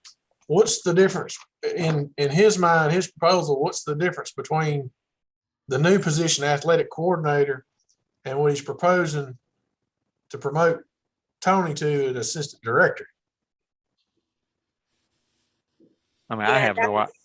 That's where I'm confused too, because all we have in the payroll budget is assistant director. We don't have athletic coordinator mentioned anywhere. Nope. So, but it sounds like he wants to remove the maintenance foreman position, change that job title to athletic coordinator, and then hire an assistant director. Does that make sense? Well, he's got a chart. Changing the job title. He's got a chart and it's showing two guys that work for him now. One of them's a maintenance foreman, and he's going to be promoted to maintenance director. And his maintenance director is going to be promoted to assistant director. And then still above that, he's got athletic coordinator. So you're right. He's removing maintenance foreman, but I still don't, I'm not clear on the difference between what he's calling an assistant director and an athletic coordinator. My question was, why couldn't the assistant director serve as the athletic coordinator? That was where I was getting at. Yeah, that makes sense. Well, even if you do that, isn't that the same? Aren't you still adding a person? No. No, because he's wanting to promote Tony to assistant director. So you're saying remove, well, then that means that on the payroll schedule, we'd have to remove the maintenance foreman line item, which would drive the budget further down. If that's exactly what he's asking. He's wanting to promote Tony to assistant director and Dreyfus to maintenance. Okay, let me suggest something. We do not understand what he's trying to do. Dominique, would you and Michelle meet with Jason? Yeah. You know, because we're going to come back. For those of you who have never done this before, we're going to get this budget as close as we can by tomorrow. And then we're going to come back one day next week for about 2 or 3 hours. And we're going to clean up anything that we don't understand. So sometimes between now and say the middle of next week, if y'all would sit down with Jason and get a clear understanding so that we don't sit here and talk about this deadgum thing for 2 more hours. Yes, sir. Thank you, ma'am. Thank you.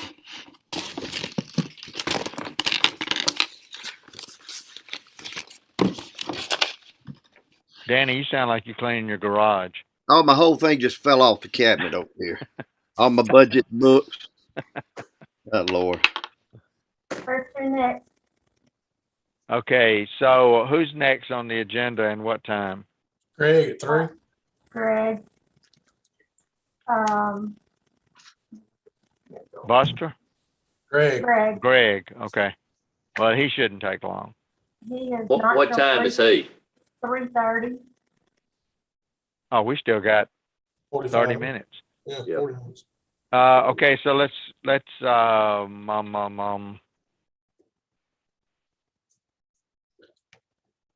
Michelle, can you go back to the budget then? I think you're in a read-only mode though, because Dominique is in it. Well, yeah.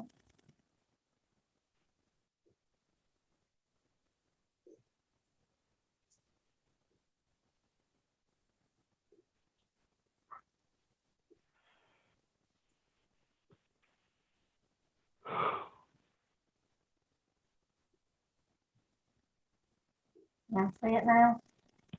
Yes, ma'am. All right, go back to you in the general fund, or go to the general fund. Okay. All right, so in the general fund, Brian, on that flag maintenance thing, that $10,000, Yes, sir.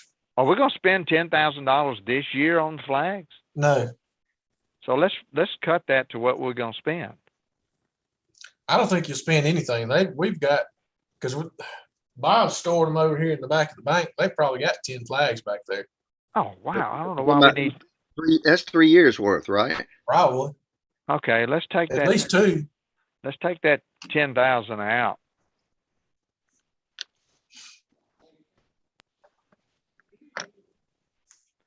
We've already moved the bio cleaning to the bond fund. Yeah. Only other thing I saw of any significance is that slope mower.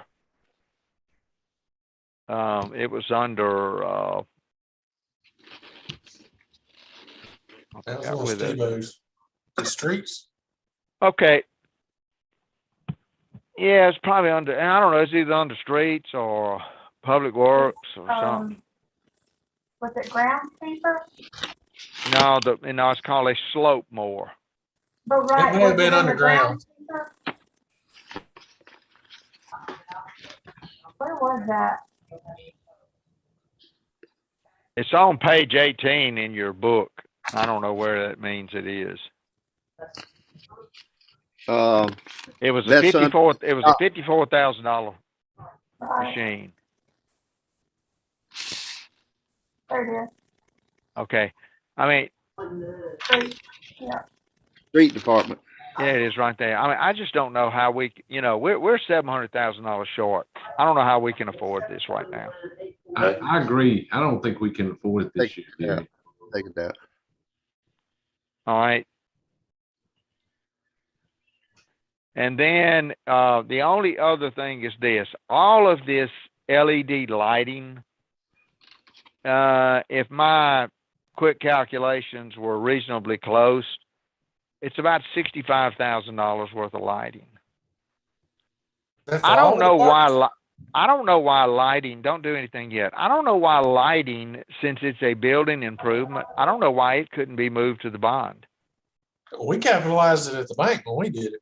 Yeah, I mean, most people would capitalize it. So we could take all the LED lighting and move to the bond fund collectively if we're going to do this. Because, I mean, it will save us money in the long run. And they should last 7 to 10 years. Oh, it's every bit of 10 years. Every bit of 10 years, yeah. So you're going to have to do every one of them, Michelle, before you calculate what it is. Don't they normally give you a 10-year life savings? Don't Hey, they normally go you up just- to 10? Yeah, I think so.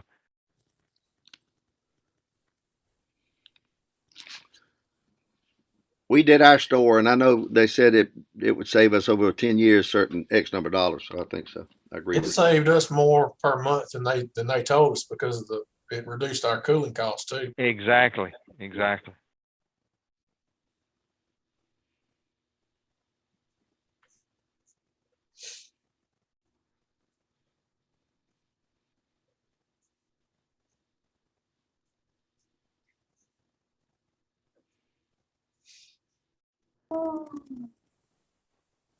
Is there another one? Yeah. Like around $29,000?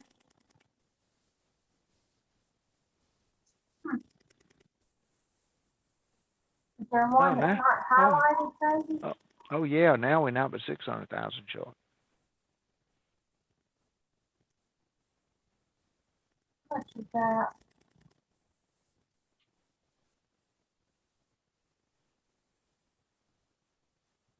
Yeah, right there. It is. There you It go. is right there. I'm assuming that's the fire station at the airport. Number 3, yes. sir. No, that shouldn't be. That belongs to Delta State, doesn't it? Well, it's got number 3 on it.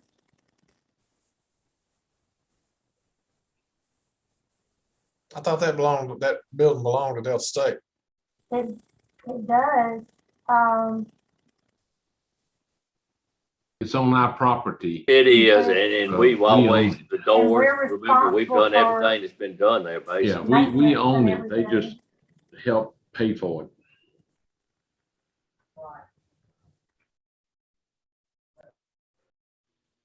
Okay, I want to look at one thing, Michelle. Okay. Go to the bottom. I want to see what the total expenditures are in the general fund.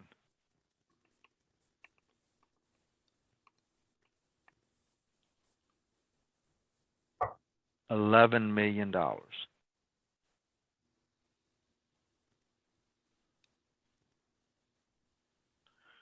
right, so $11 million. It would take a 6% decrease across the board to get us within budget. But we've got payroll requests that are not included in that. So it's going to be a little harder to figure out. I'm just saying, if we went across the board and we decreased every line item by 6%, what would that do to our budget? Every line item except payroll. You want me to do that? Well, I mean, it's going to take a lot more work than you can do right now. Yeah. That's what we did last year, Gary. Yeah, we did. We did a 5% increase across the board. It's the only way, you know, and the thing about it is this.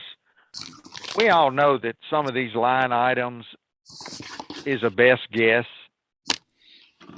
And so 9 times out of 10, we absolutely meet that, or we fall underneath it.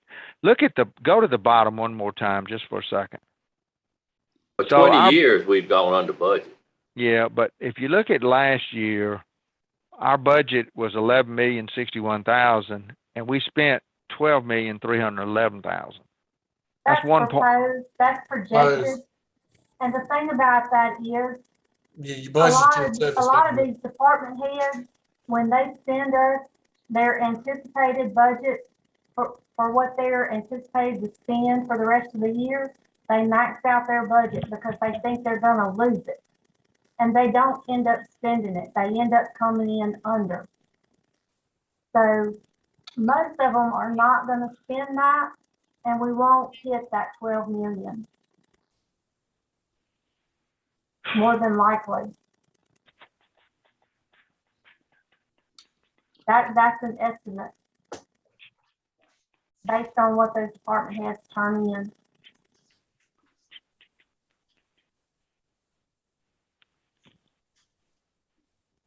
And based on formulas, because some of them don't turn in anything, so it's based on formulas.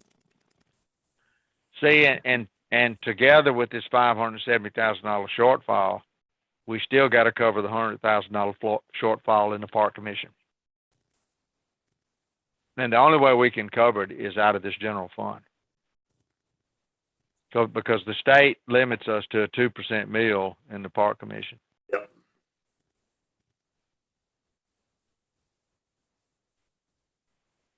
So we're still right at 700,000. I don't think you want a 7 mil increase, do you, Mayor? No, sir. No. I can assure you ain't gonna get it because the state's not gonna allow you to get but about 3.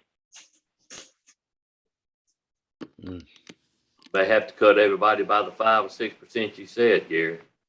Well, it's gonna be a tough call, but we got to do something. Can we look at start at the top, go to every department total?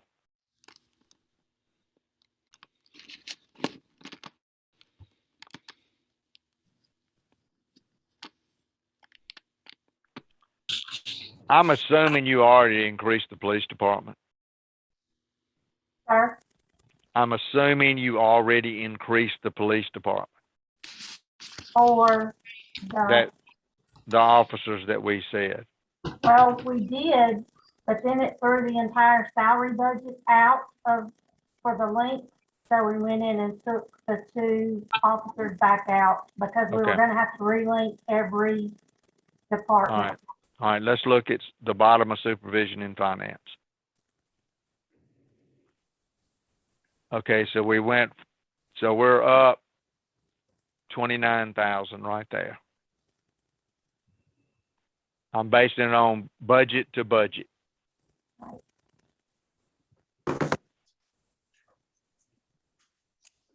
Dominique, are you still on? Ma'am? I was asking Dominique if she was still on. No, she's not. You know something she told us that our workers' comp is not going to be as high as they said. We didn't change the other departments, though. That's true. I know it's not but $7,000, but I think we're getting this HVAC. I think we're getting it replaced now. You can take out that HVAC. It's one department. Do what now? We are. So I can take that Can out? y'all hear me? Yes, Yeah. now. So I Yeah, can take that. Yeah, you can take that out. Okay. We had to go ahead and it was leaking into the hallway. We had to go ahead and do that this year. Yeah, that's what I thought. And the workers' comp, it only impacts the supervision and finance budget. It only Yeah, hits. we pay that. Yeah. And then the PD, I think I did go back and I just summed up the cost for those two officers and added it as a change in PD. Okay. All right. Come down. Let's look at other. All right. So that budget is weird.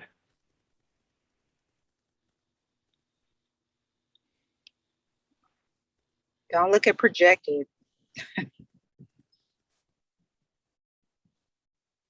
$6,000 less. Yeah, Well, we but don't you have got. the But what's that $554,000 in contracted services? Tree limb pickup. The tree limbs. 554,000. 100, wasn't it? No, it was close to 400,000. 400,000. Are you serious? Yeah. Yeah, I mean, it was by the yard, by the cubic yard. I mean, could we? God bless America. And FEMA did not, or the state did not declare an emergency for that date. So there's no FEMA funding for that amount. Thanks, Waste Pro. Well, I don't understand. I thought it was going to be about $100,000. I did too. That's what we thought, but we had no estimation of how many cubic yards that would actually be picked up. Okay. And we have no way of verifying what was picked up. We were able to verify with our landfill, and we matched the tickets between what was dropped at the landfill versus what was picked up. You did? Okay. Well, that's good. All right. Municipal court. Okay, so we're up a little bit there. 15. Yeah. All right.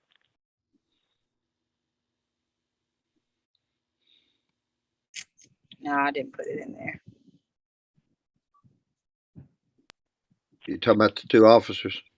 Yeah, it was going to be like, Michelle, if you go sum up those two officers, the gross pay with the benefits, it was like 157. Yeah, I wrote it down actually before it hourly was 2,333,072 is what it should have been for hourly. So just put it in the change. So you're saying you add $157,000 right there. Is that what it was? Yep. This is making me sick. Now that includes benefits. That includes everything for those two. Yeah, it would be spread out. It wouldn't be just that. Yeah, one. I know that. It's still making me sick. Okay, come down. So now we're looking at a budget that is increased by $330,000. Holy crap. I mean, that's half of our general fund increase. Well, they added 4 officers, right? 4 new officers. Well, you lost 2. So we were No, short. we never- That should we be in never- the budget from last year. They're still budgeted in there. They're still budgeted. Right. That's I'm what I don't saying. understand. That's what I don't understand. If they're still budgeted, how are our numbers so You close? shouldn't be going up that much then, not $300,000 just for 2 employees. It's for 4 employees. Well, you budgeted Right. for 2 of them already. And then Plus- Go, go back up to the top, Michelle. We're only picking up 2 new employees, correct? Right. 4. No, you picking up. He had 2 vacancies he never filled. 2 more.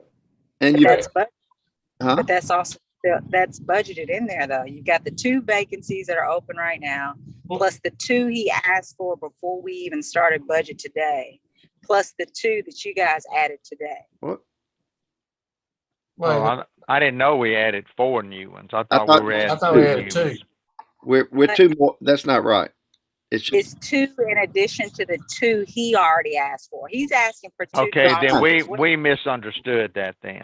yeah. Yes. That's what I was wondering about, because he already had 2 new ones in there. We did not. We didn't. We missed Go with that. what he said. Go with Go what he back said. to 2.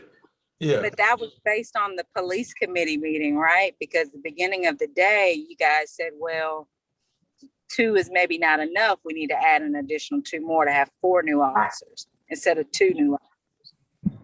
So that's why we added that. So do we want to go back to 2 new Yes. instead of 4? Yes, ma'am, at this point. So I'm gonna take this out.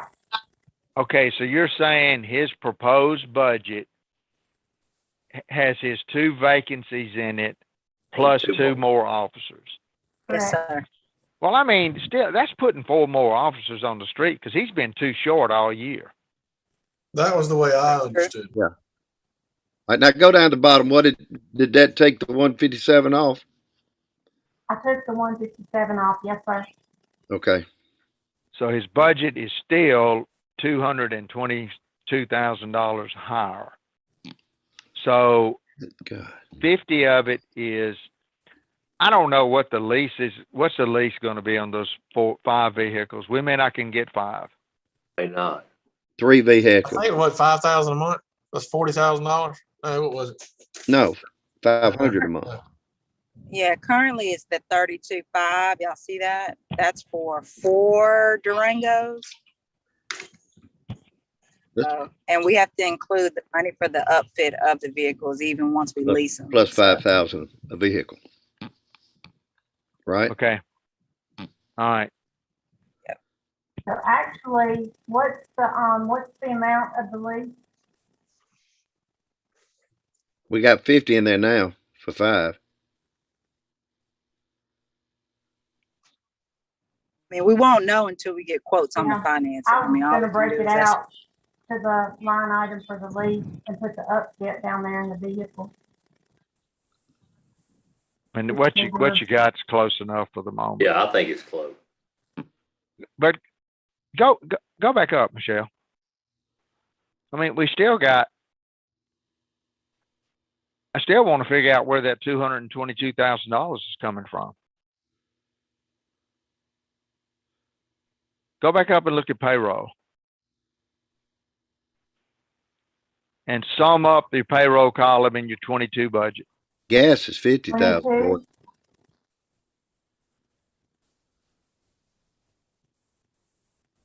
So that is $3.7 million worth of salaries. And that's $3.7 million worth. So there's no salary, there's no increase there. So where's the money coming from? Where's the 200,000? Are the totals off, or have they been checked? No, I mean, see, Danny, if you look at the bottom right-hand corner, Yep, see that 3.7 million, that's where she's totaling it. I got it.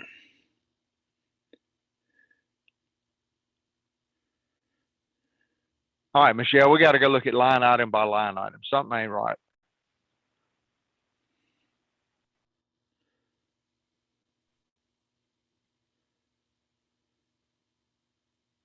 Your hourly's up 30. Gas is up 50, isn't it?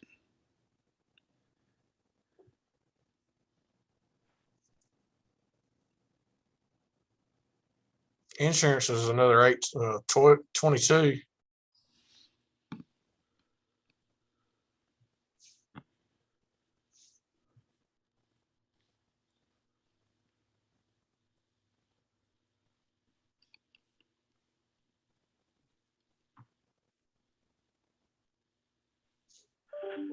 I mean, if we go buy him 5 new vehicles, is his vehicle repairs gonna be $6,000 more than it was last year? As long as they keep wrecking them.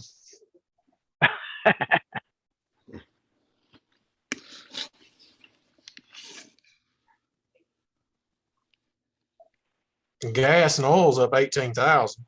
Yeah.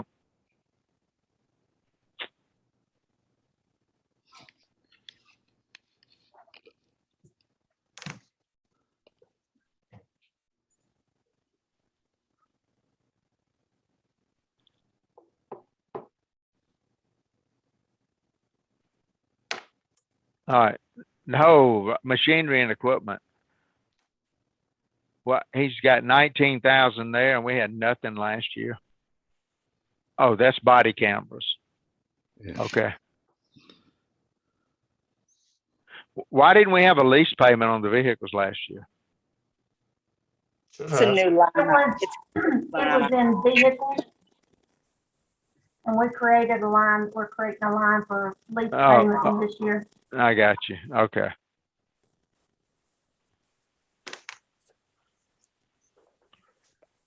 I didn't see $200,000 worth of increase. I just don't understand. I don't see it either.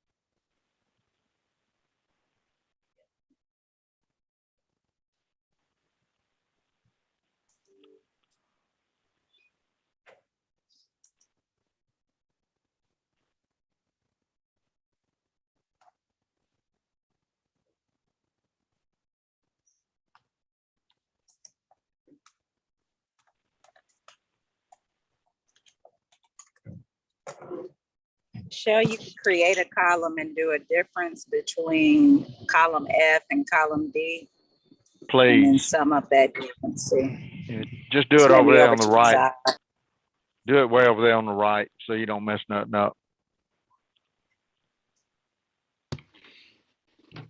Michelle? I think Michelle is frozen. I'm serious. She wasn't moving at all. I just lost her. She was froze.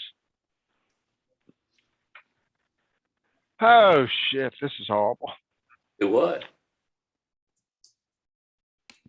Did I always like this? Oh, it's better than usual. It has been a week before. We had pencil and paper. Yeah. Right on both sides of the paper, didn't we, Gary? Yep.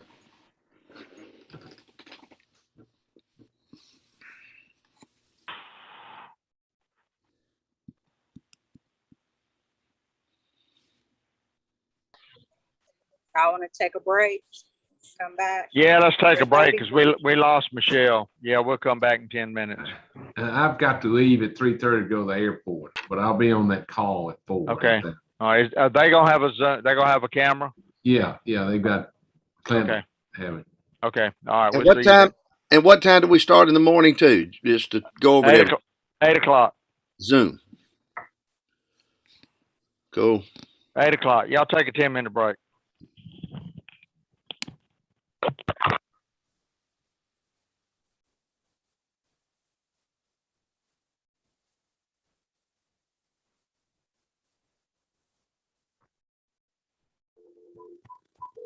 Extension 106.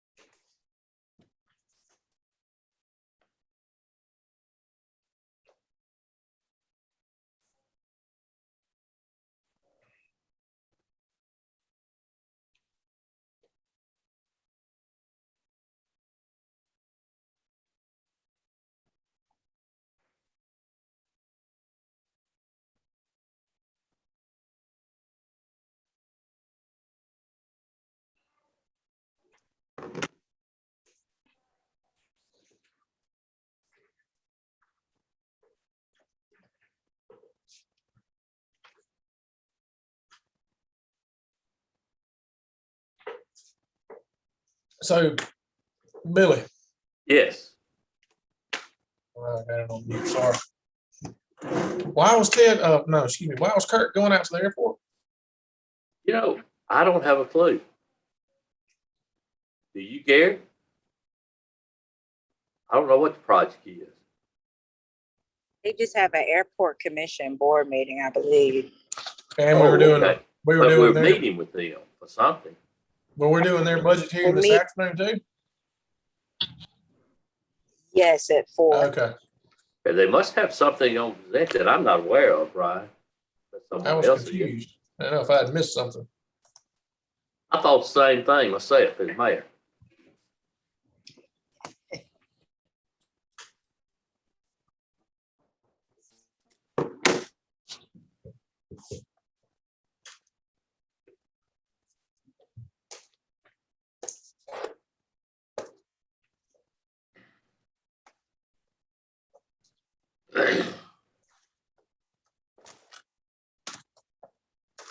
Sounded like some type of pavement project and some other things. I know they were repairing some stuff. And they just resurfaced the runway too, didn't they? Yeah. But that was complete, I thought. Yeah, it was extending the going north out there for more expansion, it sounded like. Was Josh gonna get back on with us? I thought so. Yes. Yes. So I meant to ask him, I see, I know a lot of these projects are that we're working on, and obviously the pump stations and all that, but maybe some of the street projects, it would be nice if he could just give us some kind of information about what's going on where, what we're doing, just so. Like a rating of the streets and where they're working and all. Is that, Yes. I think that is a good idea, Brian. Now did you guys see the layout that they put in the last board meeting's budget? The street layout system? They had a map they put in there. Well, it looked like they were doing condition reports on the streets. Is that what you're talking about?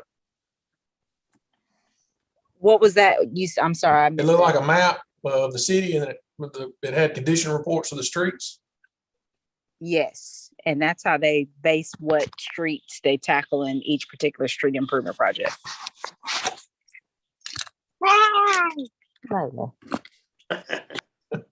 Dominique's got some help. I do. Gary's figured out how to do hats and sunglasses.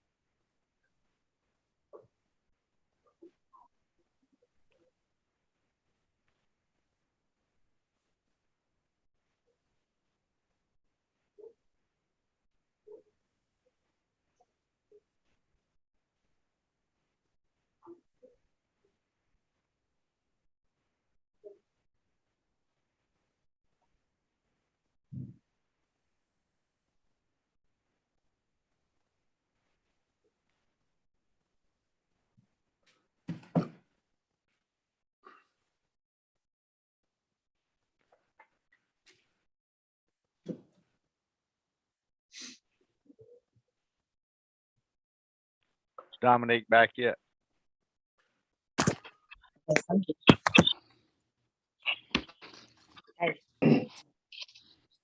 She's changed venues. I think she changed venues. Yeah. I have.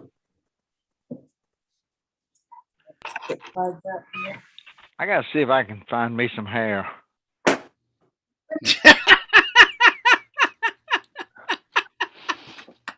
Listen, I got the hookup, so whatever you need, I got you. Hair club for men. Order you some bundles. Let me see. Let me see, Gary. That's got it.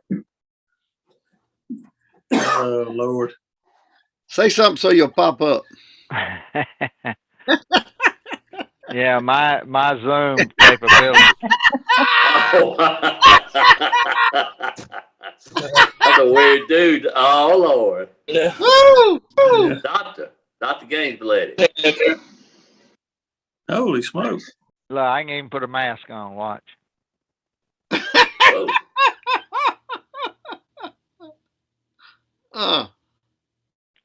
Gary, you got too much time on your hand, man. I know it, man. It's it's just hard to hide my talent.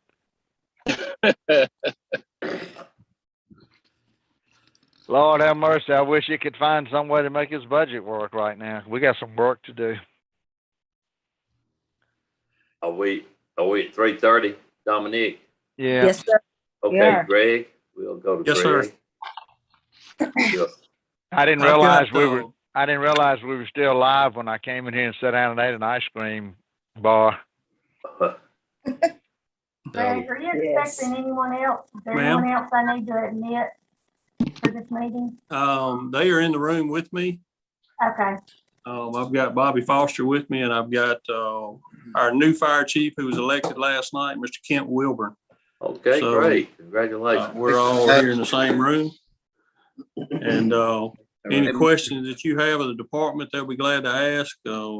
City stuff, whatever, we're open book, sir. Okay. Greg, when is the we're okay with the fire truck that's coming. We got it covered pretty much a couple different ways.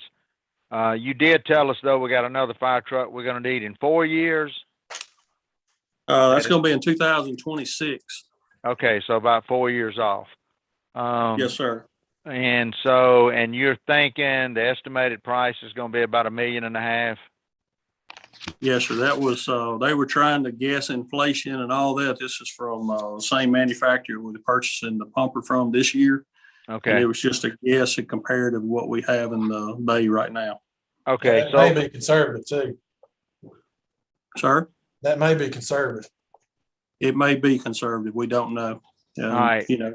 Anyway, when we get to the end of this process, we're going to see if we got any room left in the bond money. We may start putting up some money for that if it's going to cost that much money. The only other thing I can think of that we want to point out to y'all is that, and if there's any way y'all can help us on this, we're going to try to talk with the IHL board, maybe to see if we can get any help with support from them, since these other universities contribute so largely to their fire departments. Greg, Gary, if I may say here, Greg, remember we have gone to Del State before on this. Yes, sir. And if we can, we may want to get the figures of whatever other towns have colleges in them as to what they do give. I think we had that information before, so if we'll yes, sir. gather that information, and you and I will carry on from there. I was waiting on Mr. Rutledge to get back from Delta State. I went to his office Monday morning, first thing, met with the secretary, and he has got a letter to call me back on his desk as soon as he can to work up a meeting. At the time, we had not talked about I was trying to solicit funds for the purchase of the fire truck. Right. His letter reads that they had a certain percentage that they participated in with the cost of the truck back 20 years ago. And we'd like to ask them to participate, and at the very least that percentage. And I don't know what that is, but it's very substantial. Okay. And we told him with a substantial increase in the cost, we would really like to see that. So he has that letter. He has not called me back. I'm going to keep pushing that issue because I don't have a lot of luck with Mr. Rutledge calling me back. But anyway, we're going to keep on it. We'll make it happen. We're going to do that. Also, we're going to go ask for more than $1,000 a month, $12,000 a year that we've been getting. You know, we've done this exercise a number of times before. So we will continue to do that and maybe get with IHL as well. The last meeting we had with them, I think I was the chief at the time, and we went to, and we were only getting $500 a month at that time. We went in and Dr. Blanchett was there, and he pretty much told me, he said, "You're not getting any more because you hadn't asked for it at that time." So I don't know if that same attitude or demeanor is there now. I don't think it is. I think their budget is a little different. But at any rate, we're gonna continue to bump that office door to make something happen. And I'll let you know exactly when the meeting is or whatever we got to do. Okay. There's got to be some bonds out there. But Greg, go ahead, Danny. May I read something to you? July 10th, 2019, Starkville, Mississippi State University renews fire protection agreement. As of at once this year, the university's fire service fee was $295,597. Beginning next year, the fees go up incrementally from $400,000 in 2020 to $650 in 2023. That's just Mississippi State. Yes. And Ole Miss is more, and I believe one of them they buy. That beats $12,000. Well, yes, sir. And it has something about a pumper in there too. That's the reason why. That's the reason why I said earlier, this ain't just a Delta State issue. This is an IHL issue. IHL controls all this property. If this property burns down, it ain't just a Delta State problem. It's an IHL problem. Right. So, Mayor, I think if we could get Chip Morgan up here and get Greg in that meeting with you, and as many of us as we can that know Chip, we just need to let the IHL know that if something happens over here, our fire department's got to cover them. Right. Mm-hmm. And the major tool that we use is that ladder truck for Delta State University for rescue, all their 3- and 4-story dormitories, as well as their, the stadiums, any kind of things that they haven't thought about. Hill apartments, we're here for that. I mean, we got a huge investment for them, for their students. We had it before the hotels came to town too. Yes, sir. It was for Delta State. And obviously for the hospital and all, but you've got a way bigger population at Delta State University that we're protecting. Anyway, guys, Greg, we didn't have any major questions of the fire department. Y'all's budget looked pretty legitimate. We just got an overall issue with trying to balance our general fund. And, if we can get that done, then we'll be in good shape. Otherwise, we may have to look at doing a blanket decrease across the whole general fund of somewhere from 5 to 6%. In most cases, it ain't going to affect you, but we'll inform y'all however that works out. Okay. I know the past 2 or 3 years has not been normal, so whatever we got to do to make the wheel keep turning, we're gonna do it. That's right, and we appreciate what y'all do for us. We really do. Yes, sir. Thank you, guys. Thank you. Thank you. Congratulations. Thank you. Thank you. Yes, sir.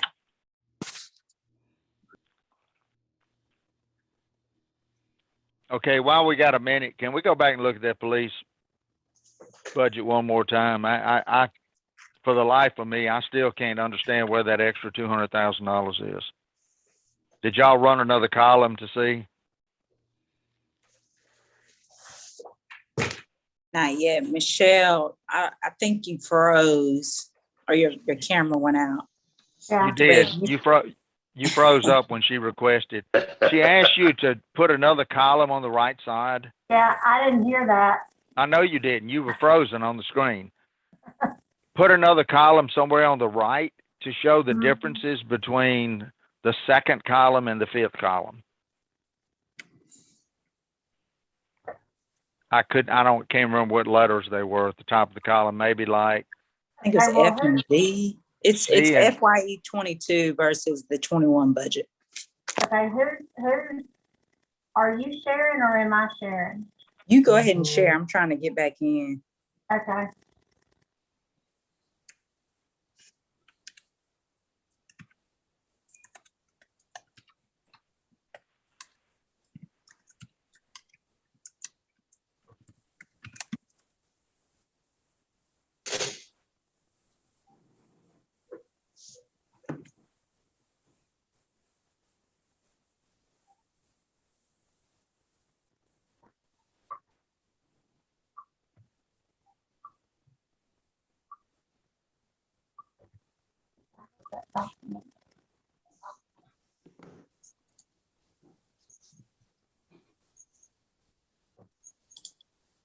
I opened from my flash drive because I thought I had it.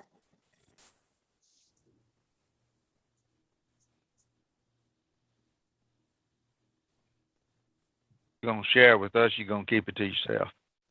No, I had closed it because I thought she had taken the driver's seat. I was working off my flash drive.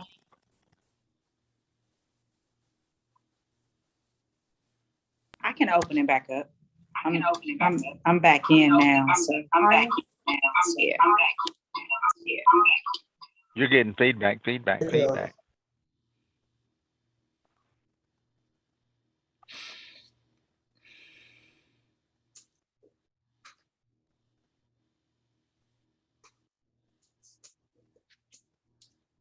Okay, what about now? We're good? Did she fall? I'm good. All right, so let me share my screen here. Get back into the budget.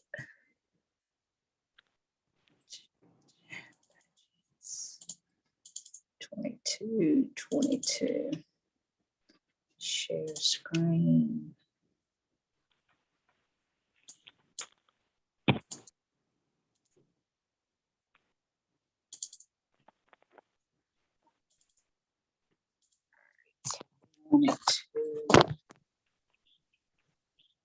Get back. General fund.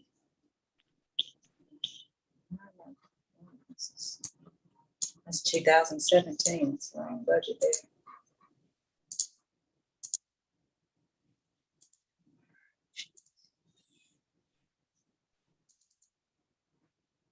So we wanted to go to the general fund.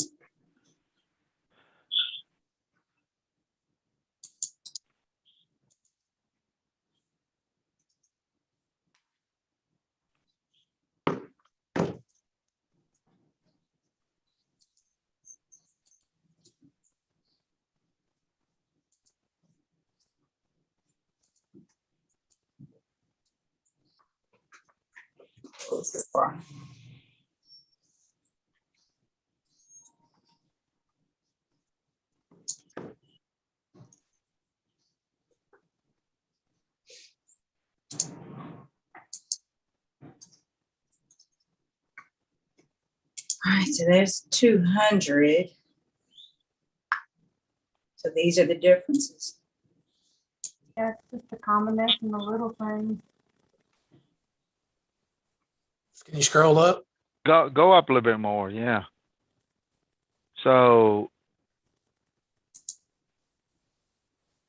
the salary is, I don't understand how the wages did not go up substantially, but insurance match is 3 times higher. We increased the insurance this year.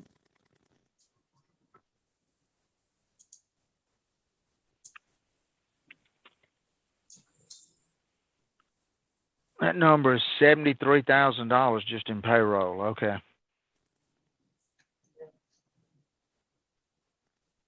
Then we went down some. 17 gas. Yeah. What were the capital improvements? That's the LED lighting. We put that on the, We wanted we're to not take bonding that. that? Yeah, that ain't what even supposed to be in there. Yeah. So that takes us down to 179. Oh, I took that out. Didn't save it. Gotta go back and take all those out. That's better than the 223 it was a while ago.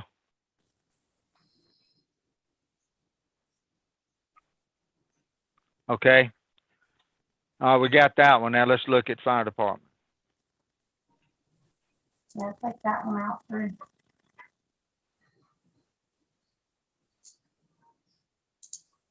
When I froze, it didn't save it. Apparently.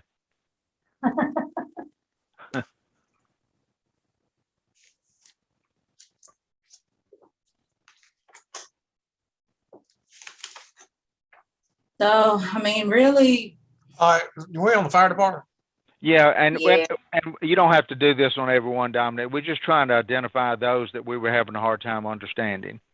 Go back down. We're just trying to figure out what's making up this $600,000 difference.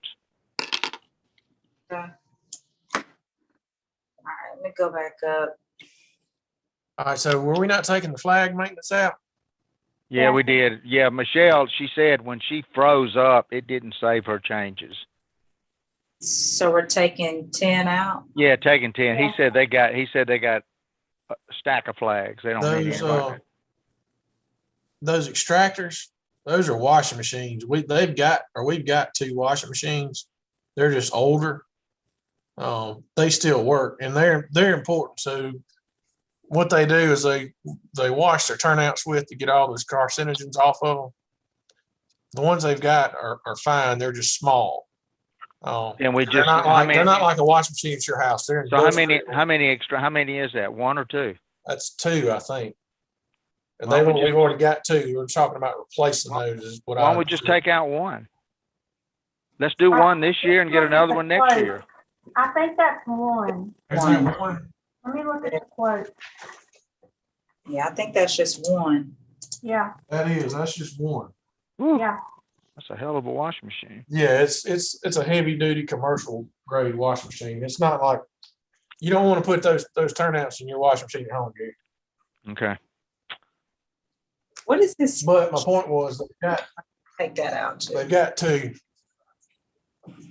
Yeah, and I think he said they weren't at a point where they had to have it right now. Maybe, but they're gonna be needing it, you know.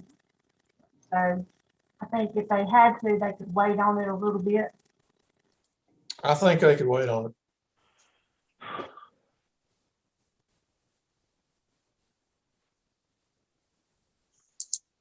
I wish you could take 120,000 out. We're down to 19.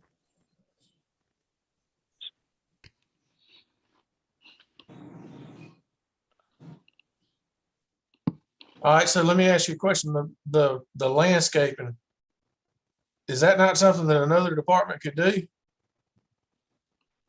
They're gonna talk to, I know that's only $2,000, but yeah, they're gonna talk to city beautification about helping out with it, but they'll still have to buy. I mean, they're still thinking they'll have to maybe possibly pay for part of.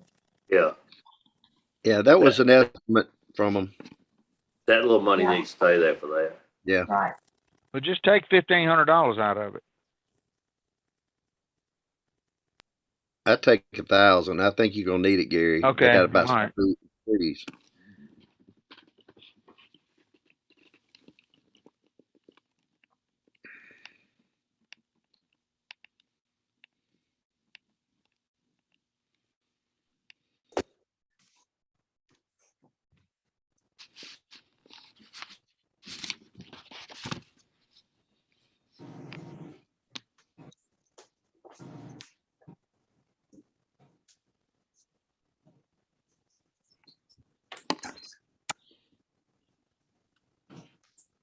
Let's look at community development. salaries. Sorry. Yeah, but you got, Hourly net washes. yeah, it just kind of nets out. Yeah, it's $2,700 between that. But that was the move from the code enforcement assistant director to salary. Right. So we still got to look at Shamrock. Because it's more than that 65. I got to pull. Yeah, and that would be it for the year. So Yeah.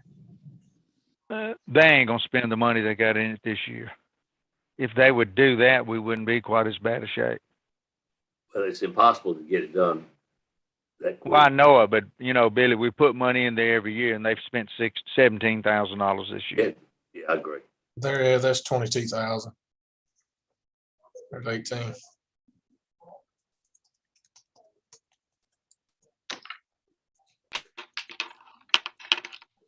All right.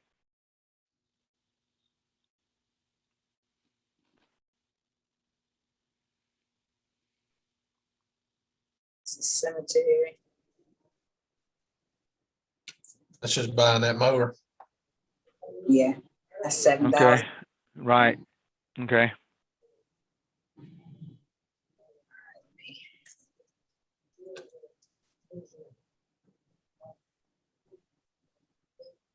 Oh, I lost my selection. You must not be dealing with a mouse. No, trackpad. Yeah, it's not as easy.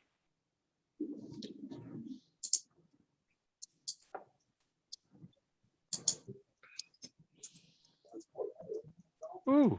42.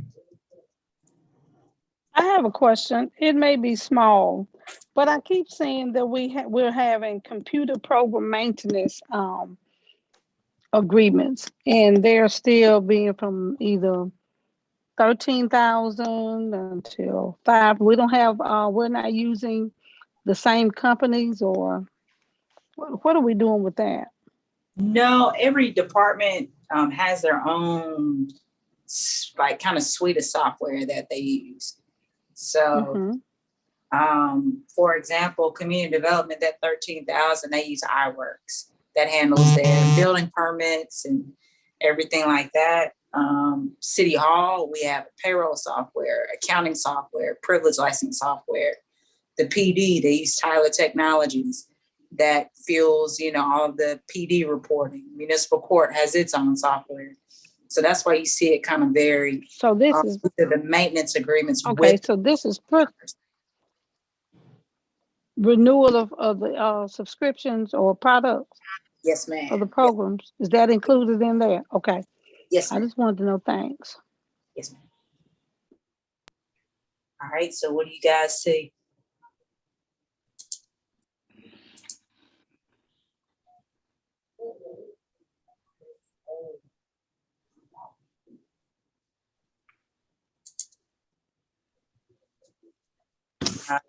He added a part-time. I think it was 2 part-time. That's where you see that increase in hourly. What department are we in? Airport. The airport. Okay.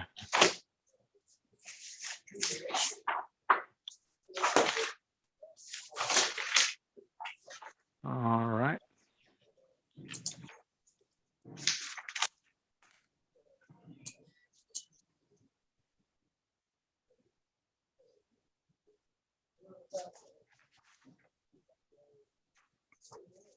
Want me to move on, or y'all want to?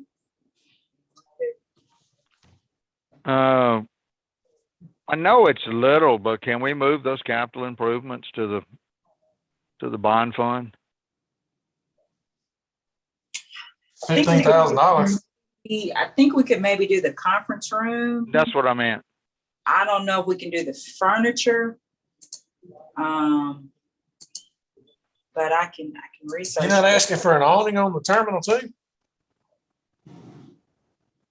Not for $10,000, no.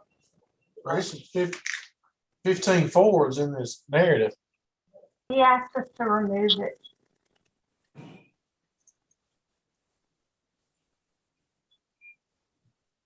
He found out that the company would send him some material and stuff they could patch it, it was gonna cost too much to replace it.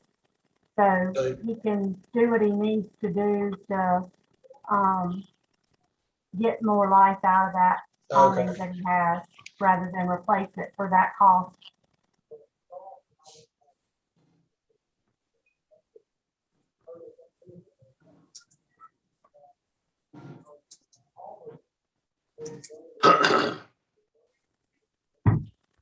All right, those electrical repairs, he's going to an LED light on those as well. Can we not put that over in the bond? They're not Lighting LED is now. Yeah, are you talking about the Pappy bulbs right here? Yes. I don't know. That's 15,000 there. I don't think we can though. We typically haven't ever bonded any lighting outside of, unless it's like major electrical. Or is like that we did what we're Christmas doing with lighting. the, energy project? No, we weren't bonding them, So no. we were talking about it while you were gone. Oh, I don't know if we can. I can research it for sure.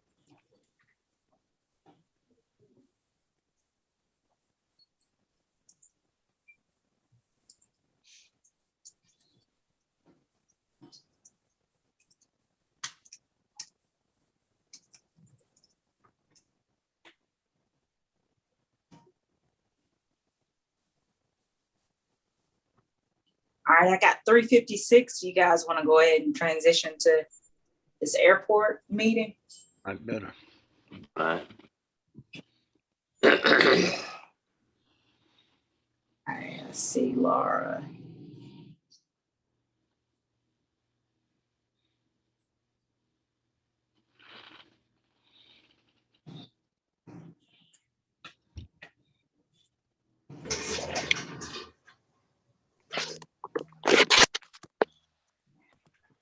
Got everybody on.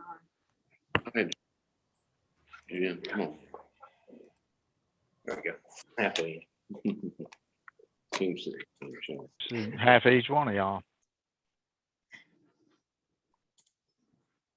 You're on, Clint. All right, gentlemen, ladies, we may have Josiah and Randy McNeely join us. They are invited to Upstate Aviation. Also, Josh from Ely Engineering, Ely McPherson, and Laura Bowman from the Chamber was invited. Real quickly, this is gonna be about 25 minutes. Gonna let Clint give you an overview of our committee work, what we're trying to look outside the box for the next 4 years, and the different projects that they've discussed. Go ahead, Clint. Good evening, everyone. Just kind of want to give a brief overview. We started a committee of several commissioners, and we met a couple weeks ago and discussed some of the future projects here at the airport that we're kind of looking at. And we came up with a pretty decent list, we think, and we kind of gave them a little bit of a ranking. And I sent that out to Dominique. But kind of the first thing that we're looking at and talking about is on this new ramp that we just constructed that we finished up last year. We're looking at possibly, partnering with maybe Blues Air and trying to get some funding to construct a fairly large hangar, at least 100 by 100, if not, 120 by 120, or just whatever size will fit there. And also included in that would be a space for a fixed base operator. And pretty much it's office space, reception area, classrooms, everything of that sort of nature. Basically, the idea behind it would be to relocate Blues Air from their current facility to this north end. They basically have grown leaps and bounds over the last few years that they've been here, and they've already outgrown their current facility. So the idea is to move them up here where they're more visible because right now, if you fly into Cleveland and you've never been here before, you have no idea that the Blues there really even exist back there on that south end. So that's one thing that they're wanting to do. And they would teach private lessons, but also they envision the possibility of teaching agricultural, Yes, sir. That's aviation training. That's one thing that they're right now. You know, they offer flight training, aircraft rental, fuel cells, other different aviation stuff. But they're fixing to try to break into. And I know they've already purchased an aircraft, doing possibly some charter and also some ag school flying. They're looking at possibly starting an ag school here. So they've grown leaps and bounds since they've been here, and they've got plans to. And what's the next project? So that's the first project. The second project that we discussed is making improvements to the old airport grocery road coming in off of Highway 8 down to air repair. Road's been in bad shape for years. We've patched it here and there over the last couple of years, but talking with Pete and Bob, and we discussed this a few times in the past. What we kind of like to do is go in, maybe widen the road, fix it up, overlay it, repave it, and probably extend part of that culvert and make it a little easier radius, so the Pete can get his freight trucks in and out, because they get multiple freight trucks a day, just about, and it's pretty much one way in, one way out down there right now, and it's kind of difficult for them to maneuver and get around. And so this would be a project that we've talked about for a while, but never really acted on. I guess the one downside of this project being that it's outside of the fence and it's kind of a secondary entrance to the airport is we probably wouldn't be able to get much additional funding outside of the city park. It is in the city We're limits. going to have to acquire. It's outside the city limits. I thought so. And we'd have to acquire the right of way. And we think there's an indication that a willingness on the part of the landowner to do that. But we've got to work the details out in an arrangement that all three parties can agree on. And that's going to require some negotiations, and we're not there yet, but we've got a plan. Yes. So what's the third one? The third thing that we discussed is actually some airport fencing on our west side. And right now our west side boundary is nothing more than the canal. And the issue that we have is coyotes, and even putting up a fence is not going to completely 100% solve a coyote problem, because they do dig under the fence, and we do have to patch it and put dirt back. But it would definitely slow them down and give us a little bit more security. And so that was one project that we discussed. Also going along with that, our pre-applications for next year's funding with the FAA is coming up this fall. They're due October 1st. And this is one of the projects that's kind of next on the list that we've discussed applying for. And with our entitlement money, we would probably have a decent shot of getting it. Or paying for the fence. Paying for the fence. Real quick, just so they'll know, you got notice today about the emergency drainage? Yes, sir. I got a call today from Mr. Charles Carr from MDOT, and well, he talks. MDOT has approved the emergency grant funds to fix this drain pipe, and they're giving us 6 months to get it completed. I've already spoke with Josh, and he's already sent some guys out here to start surveying. One thing that we're going to request from the board. I don't know if you want to do it today or just whenever, maybe at one of the next meetings, but we'd like to declare it an emergency so we can go ahead and move forward with the project without having to go through the, So moved. I make a motion that we declare an emergency to get this thing fixed.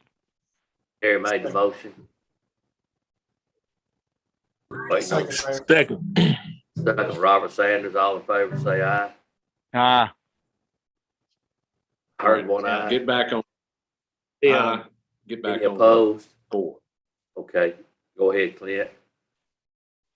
The other project that we have discussed is next is potentially expanding the airport terminal road. You know, right now it's kind of dead ends just north of the terminal building, and we've got, you know, a pretty good area, solid 20 acres right there.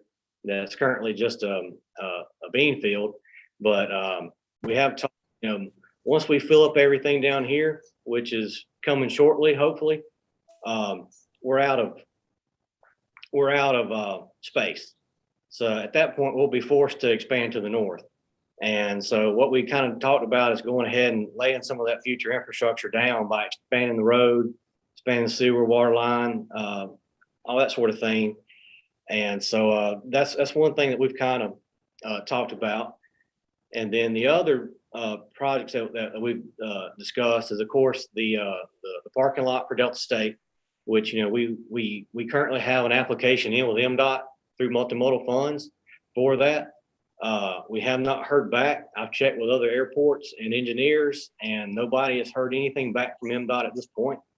I don't know if it's due to COVID or what the situation is. Normally, we always hear back about the first or second week of July.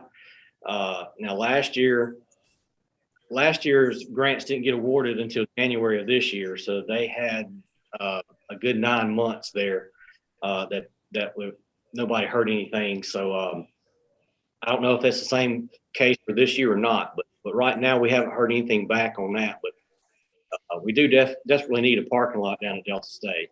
Can you, Dominic, he sent you a map of the airport plan expansion and all. Could you put that up? It might be helpful. I think Clint sent that over, give everybody a kind of overview of what the layout. But this north expansion brings up Delta State into the equation in the aviation department, and Joe Si's on the line. Josh, if you want to add anything to what Clint has said, he went over all 4 or 5 projects. But Josh, if you have anything you want to add from your viewpoint. Yeah, I mean, I think they're great projects. I mean, we got to keep going on with the airport, with FAA funding. It's great that a lot of these things will eventually get addressed through your, continuing applying for FAA funds and following your airport layout plan. But there's some stuff on here that, there's no other way to fund it also. So keep in mind. We are trying to get ourselves in a position to deal with the current monies, if any, are available through the state infrastructure money that they have on hand. And also, in the event this infrastructure bill, I understand it passed the Senate today, whether or not it's actually enacted into law, and whether or not that will create a flow of funds through FAA, the MDOT or MDA that might assist in any of these projects. We want to be ready and have our plans ready for that purpose. I'd like to, if I could, Mayor, transition and bring Delta State into this. Josiah, and I want him to, they brought in the United States Air Force this past year. And I'm retired here. I know what a military presence does in a community in terms of the money they spent. But Joe, would you talk about that and your expansion plans for your department, and how maybe that will impact with the state of Mississippi to help us do some of these projects that we're trying to create the framework for? Sure thing. Thank you, Mr. Pavall. This past summer, we did an experimental with the United States Air Force. We brought in 14 cadets and to see if we could get their private pilot's license in 8 weeks. We were very successful in doing this. We actually got 10 of the cadets their private pilot's license. All 14 actually passed their private pilot written, and two of the 4 that did not are actually going home to finish their private pilot's license. So we were well ahead of most universities, and there were 20 universities throughout the United States with this program. The reason we had 14 is it was the first time we'd done this, and we're going to try to expand that and keep getting this grant every year. This was a $308,000 project that Delta State received in commercial flight operations, but it also had a huge economic impact on the city of Cleveland, bringing in these 14 cadets. We put them up in hotel rooms. They ate in local facilities and other things like that. So it was a very successful program. Next summer, we're going to do it. And we're not sure how we're going to expand that as of this time, but I think we're going to expand it at least up to 25, maybe even 30 students. Also, we have a $9 million fundraising campaign going on. We are needing a lot more infrastructure for our department. We've changed some things, and we have more students that we can actually handle now. A lot of that has to do with the development of the lack of pilots throughout the system of the United States and the world. And we've got 35 new students coming in this freshman year, coming in a couple of weeks, and we only have flight slots for about 20 of them. And the following year, we're probably going to have at least 40, 45 students. And we're trying to get 10 new airplanes, which is going to take more infrastructure, a new hangar, obviously more parking area. And also in Delta State, we're going to build a new simulator lab that's going to bring in new simulators. And it's a big project going on, and it's going to also help with the economic impact of Cleveland, Mississippi. And we're really excited about that and growing our program. The plan is we have currently 90 flight students because that's all we can handle. And we're going to expand that to double it to 180 flight students. And we're going to have to work with local people, Clint, and other things to make sure that the traffic is done well, to keep our local traffic happy and then able to operate at the airport as they should be able to, and keep all these flight students training at the same time. And we're looking at least one more hangar out the airport, the size of the 2 that we have now. Joe, real quick, and Clint, and I'm not a pilot, but the more landings and takeoffs you have at an airport enhances your qualifications for money. Is that? It makes you more, I guess market may be the term. It doesn't necessarily make or break you, but the more operations you have, the better it looks. It kind of goes a little further with some of the funding committees. In the Air Force component, Joe, is there opportunity? You think, we made contact with Senator Wicker, Smith Hyde, Cindy Hyde Smith, I'm sorry. That's correct. Congressman Thompson. The governor has a military affairs person that came up here for that, Mr. Waldron. So we've made all the contacts, and they all had representatives here for that graduation. Isn't that correct? That is correct. And so we've got information going about this Air Force component. But wouldn't it be great if it could expand this to maybe you had a larger role to play in the Department of Defense came in and helped pay for some of this?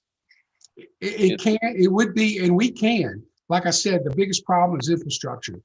We need more facilities, bigger facilities, and we need more equipment. We got to have more airplanes. We need 10 new airplanes yesterday. And with the 10 new airplanes, going to be more infrastructure for the airport also. And that's also going to put us up on the map to do other things. It's going to build Cleveland up bigger and bigger, because this is nationwide. These students came from all over the United States.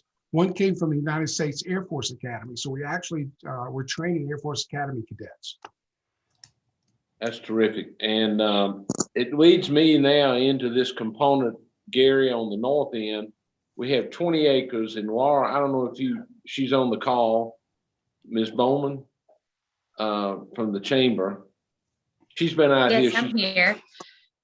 Can you comment very quickly about what you've seen and the potential of the 20 acres north of here and the other property? Yeah, so I came out and visited with Clint, just looking for property that was around the airport. So we all know aviation is a growing industry. And so when you're looking at jobs, you've got to have a place to grow businesses. So I've been searching all the public property that was available in Cleveland and came across that property that was at the airport as well. And so I've been discussing that with Clint, and he's shared he's got other plans, but I certainly think there's some opportunity for growth around the airport as it relates to jobs. And y'all discussed several of the companies that are already out of room there at the airport. And I think there's a potential, I'm not going to use any names, but one company we think might need, might need a place to make repairs to planes. You know, that we've got if we have the facilities and the space, then people can locate their repair shop here, even though their planes may have to fly in for that purpose. So, Laura, you think, where do you get funding for things like that, Laura? To develop the property? Yes. Yeah, so usually that's done locally. There are some state funds and grant funds to help develop property, but that's part of being in the economic development game and business is having property available to develop. Anytime it's owned by a public entity like the city or the airport or the chamber, that does make it easier to deal with that property when you're trying to recruit businesses. All right. Kirk, let me ask a question. Mm-hmm. So, y'all's questions. Yeah. How many of these projects are drawn up, to where if we had the opportunity to seek some of this infrastructure money that's being released by the government, are we ready to give them something right now? Josh? Yeah, I can touch on that. Most of these projects are already included in your airport layout plan. Meaning they've been identified, they have breakdown cost estimates. So we're there. We have the plan. We could pull out, pretty much all of them. In addition, this is an updated cost estimate, but your plan was approved several years ago, and it's got drawings and further estimates as well. Well, that's one thing the Lieutenant Governor has emphasized is to be ready, so that when this project money is released, you can send them the information. You can say, okay, we're ready to move. All we're looking for is funding. He said it was going to be first come, first serve. That's why he emphasized us being ready. So can we circle back to the beginning now? Right now we're working on our city budget, and obviously what we're trying to do is everything we can to help all these departments. If you had to prioritize the things that needed to be done first, what would be that first project, Clint? I'd probably say the road going down to air repair. The one coming off of Highway 8? It's kind of the more, I guess you'd say, a reasonable project, further within reach, because the second project I would say would be this north ramp hangar and FBO, but that's going to be a fairly significant amount of money, and so we'll probably have to try to get some type of outside funding to complete it. Okay, so what is the cost of that airport terminal road? $250,000. It's the airport grocery road. Okay. The reason I'm asking that question, that's certainly something that we could put in our bond this year and go on and get that project going. But just out of curiosity, that road's in the county, right? We'll have to, yes, sir. We'll have to get the right of way donated to us. I wonder if we could also ask the county to join us in this project, because obviously that airport benefits the county as well as it does the city of Cleveland. Be a tremendous thing to do. Yes, it's very positive. That business employs between, I think, north of 30 people. Yeah, it's probably 25 or 30 people. They're very good jobs, has tremendous economic benefit to the entire community. I want to share with the board too. We've had incredible growth out here with private investment. And I don't know, would you estimate north of $1 million? At least. At least a minimum of $1 million in private investment. And we're seeing the results of it is that we've got a footprint now, and got people got skin in the game, and we're gonna keep seeing that. And Delta State's got momentum. Great leadership with Joe, and y'all may know Brad McNeely. He's retired military, and I think Cleveland's got a lot of positive things, huge upside. But Gary, we can talk tomorrow if you want to about some numbers. Well, yeah, And- what we're, and, right now, we've worked real hard today on trying to free up as much bond money as we can to support these projects. Right now, we could certainly support that airport terminal road coming in off of Highway 8. If we could get just a little help from the county, it just helps sweeten the pot for us. That's right, and then we could be ready to have some more money to leverage somehow. And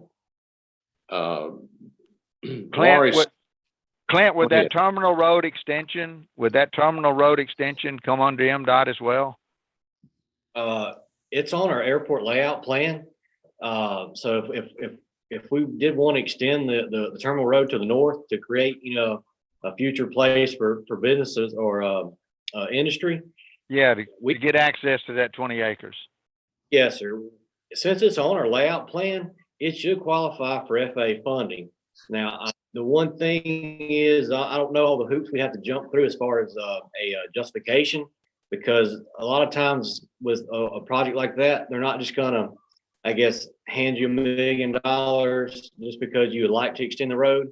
They may come back with, wanting to know, I guess, our exact plans.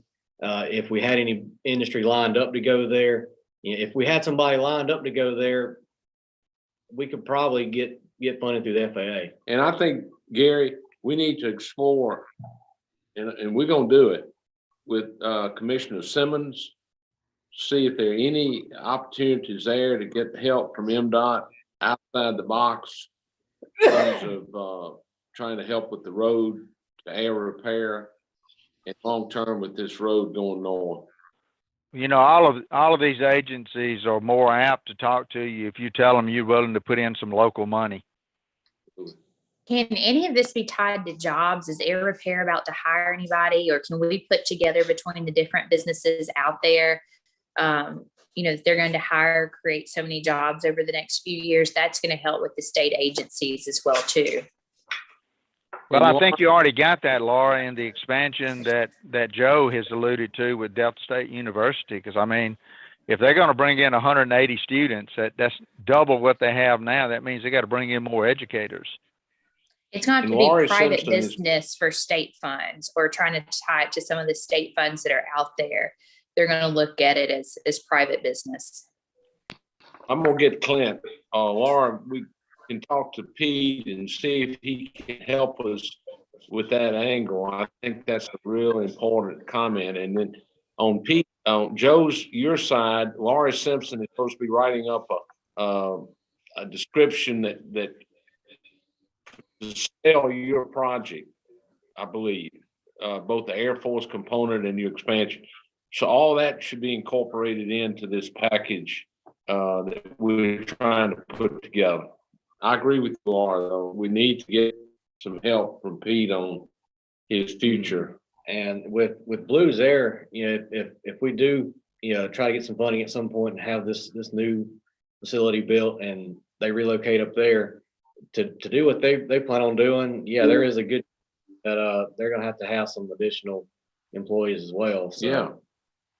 They open an FBO and they've got a charter service. You're talking about pilots. You're talking about, and some of those pilots might be instructors for Joe. That's right. They wear both.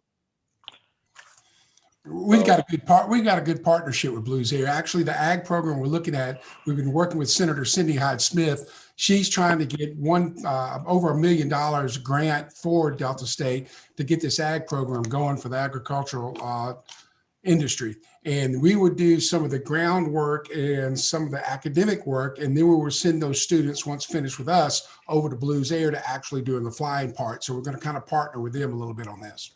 See, that's tremendous. And right now, Laura, Blues Air uses is connected to the road that comes off Highway 8. It goes behind the buildings, and so they would benefit from a better road too. I mean, give them other access. So I guess we can. So that's all we have, ladies and gentlemen. We're right on time. Well, I know the mayor would agree with this, that, you know, the city is real proud of what's happening at the airport, and we want to do whatever we can to support it. True. Not only coyotes out there, a lot of skunks I've seen out there. We have people, including one that just came in. Senior member is Dr. Andy Jones. How long have you been on the commission, Dr. Jones? 40 years. 40 years. That's all? Wow. Great. Well, that all sounds good. Thank y'all. Thank y'all so much. We Thanks, appreciate Andy. y'all. Appreciate your effort. Yes, Good sir. job. Thanks, Joe.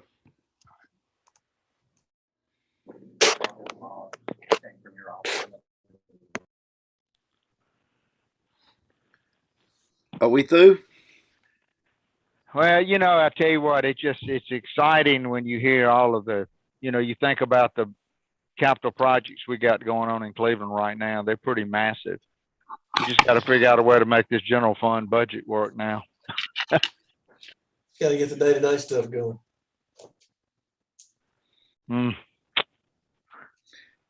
Let's sleep on it and fight it in the morning. I agree. So are we going to be Zooming tomorrow as well? You're the mayor. You tell me. Okay. I felt like we probably, when it came to payroll and all that, we may go to face-to-face. I didn't know. What do you think, Dominique? What do you think? I would prefer Zoom, but I mean, it's really up to what you guys want to do. We can keep It's really department heads tomorrow. I mean, we have department heads until noon. Okay. So we can go Do from that there. and then do payroll face to face. That's what I was thinking. Yeah. So meet tomorrow morning, then tomorrow afternoon face to face? Possibly so.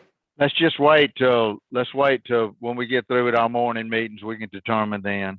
Good. We don't have to make that commitment till then. Correct. Okay, we over tomorrow at 8. Yeah, and let me ask you, Dominique, if there's a way to do this without adjusting payroll, can y'all run some numbers to see if we did a 6% decrease across the board with every category except payroll? What impact will that have on our general fund? You know, because between the park commission and the general fund, how much money do we have to come up with right now? I would imagine it's still around $500,000. Yeah, a little over that. See, you got a general fund budget of $11 million. You add the park commission in, that's another $8 million. So you're right at $12 million. The lion's share of that budget is payroll. So let's say half of it's payroll. If you did a 6% decrease, then that would be $300,000. I mean, Mayor, you know, if we have to go up on taxes, I sure would hate to go up more than 2 meals. I agree. That only generates what, 220,000? Well, when you factor homestead exemption in, it probably brings you around 230, 240 at best. So we got to figure out a way to trim off about $400,000 somehow. And we have got some real troopers that we've had over these last couple of years, a couple of them on this call right now. We're going to have to look at our payroll fairly closely too. Well, that's why it's so important we do this. We're not going to be able to do any pay increases if we can't figure out a way to get this budget down. I agree 100%. So, Dominique, if there's any way, you know, y'all can just do a blanket, you know, do another column like you were doing when we were playing around. Yeah. And just so you can have a number to look at, just to see what we can decrease every budget by if we just did a blanket decrease to every line item. And then we just challenge the department heads to meet those decreases. Okay, It's a lot easier to do that than it is to cut payroll. I agree. Danny, you got anything else? No, I just wondered, I was off for a little while for some reason. Did they go back and retotal those columns? Well, Yeah. the column retotal? Okay. Well, yeah, they were checking all the columns. We didn't get it. We didn't make it all the way to the bottom. Police department was by far the biggest. It was like 179,000. I saw that. You know, Dominique, if you just want to quickly go through the rest of those. I wish you would, if you don't mind. It would certainly help at this point. I think we stopped at, I know we went past, I think we were past the airport. So Might make us sleep better, Gary. Yeah. Well, I mean, you know, the thing about it is when you look at that, like in that case right there, it's $14,000 that you need to figure out a way to get off of. You know, the problem is, guys, the thing we're missing is this. We got almost $300,000 worth of COVID money last year. That was in our revenue that we don't have this year. That's right. Yeah.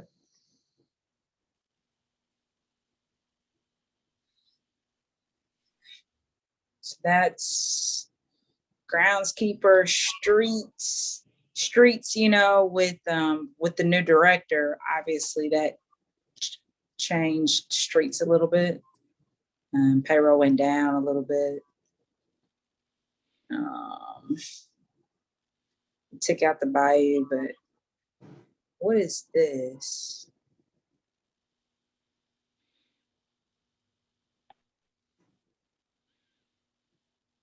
Now look at what that is. Well, it just didn't get budgeted last year. It didn't look like. It didn't, yeah. And I wonder if that was the SCADA system.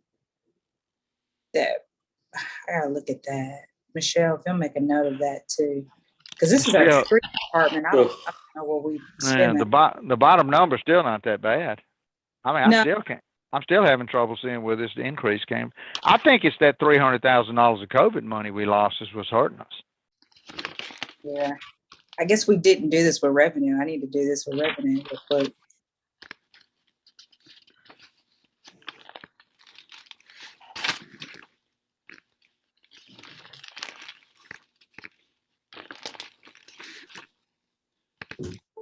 Revenue's down 200,000. Yeah. And revenue's down 200,000, and 280 of it was COVID money. There you go. That does it. Pretty much.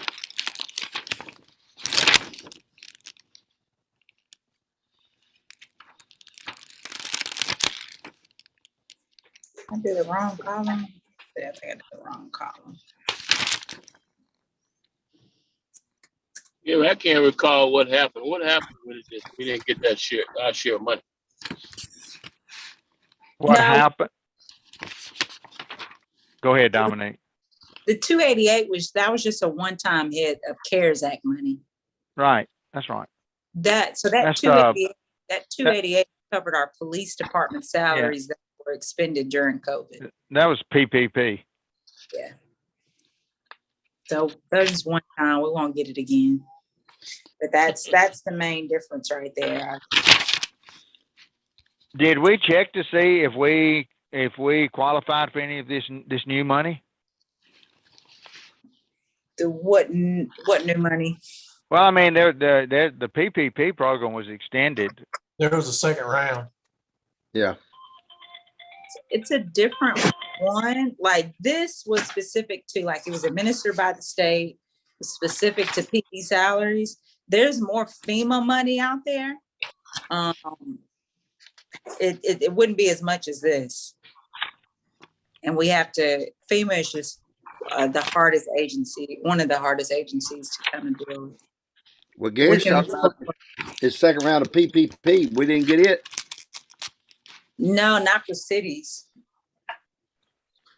And there was a second round. I understand what you all were talking about. Yes, Because ma'am. the second round is for infrastructure and, No, it's not. doing, other PPE things, and also to, upgrade your HVAC system. So there was another, round of COVID, funds. And also the ARP funds are, maybe we're saying the same thing. The ARP funds, that is part of the. No, ARP is the third round. Oh, okay. Yeah, that's the third round. Because I'm dealing with that now.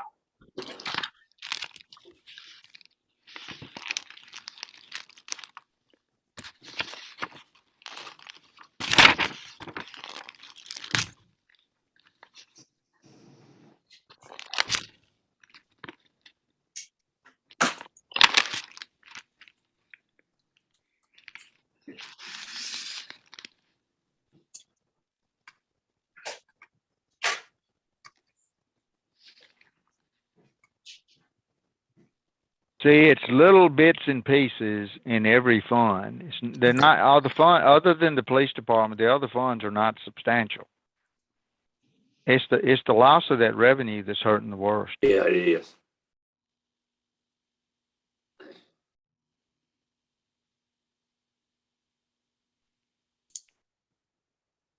I mean, you look at that fund right there; it's up 1%.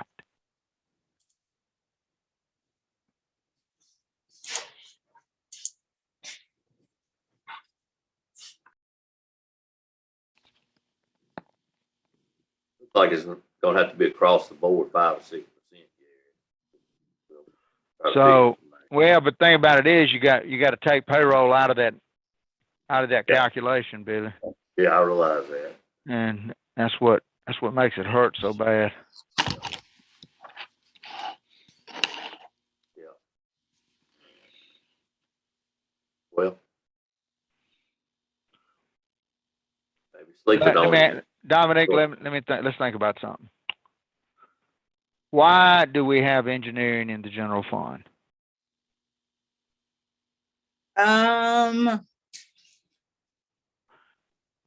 That's a good question. I mean, if it was anything, we really can't put it anywhere else, I guess.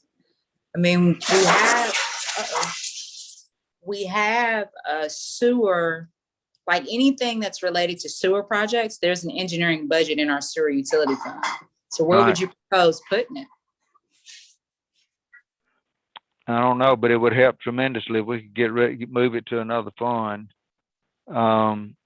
You know, how does our numbers match up on mosquito control? Isn't that what that contracted service is? Yes. That 468 is mosquito control. Yes. Okay. How much revenue do we have in mosquito control?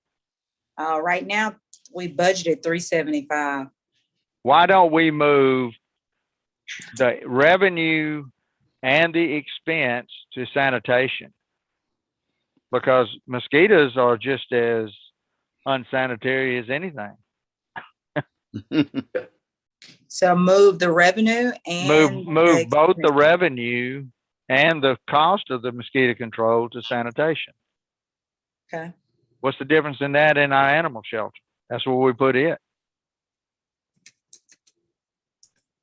Now, I mean, we're adding a deficit to sanitation when we do that.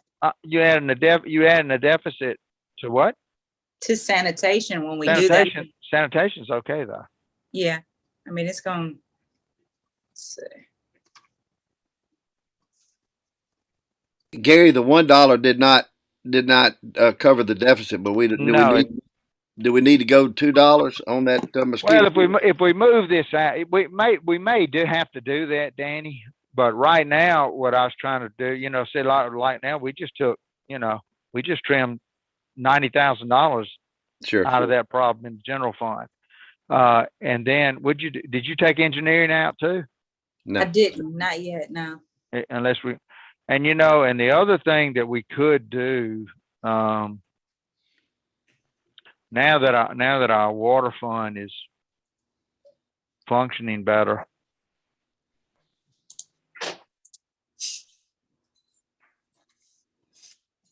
can't spell mosquito. Mosquito. All right, 319. I'm just gonna add it in there right now. Plus 375. Plus, what was that number? 468, 300. Shake my head.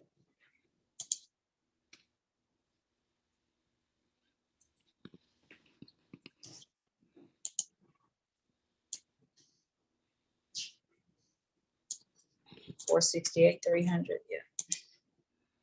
So that puts us here in sanitation. If we do Did that. you move the revenue over there? I did. Added a 375 right here, but that doesn't include the $1 increase either. Go, But go to $2 increase and see what it would. Will it show? Well, I mean, if she puts the $1 in there, it at least breaks No. it even. 36,000. It hadn't gone in yet, has it? no, not yet. It's not So in there. if I did this is just rough, 36. I got to pull down the number of mosquito customers. We have, so that's 36,000. You add that, and that'll put us, ahead at least, but we're at a deficit for the year.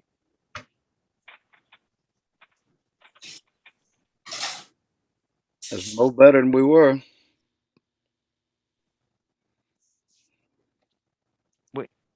We didn't, but that didn't create that big a deficit now. We must have already had a deficit there. You transferred 468 in expense. What was the revenue?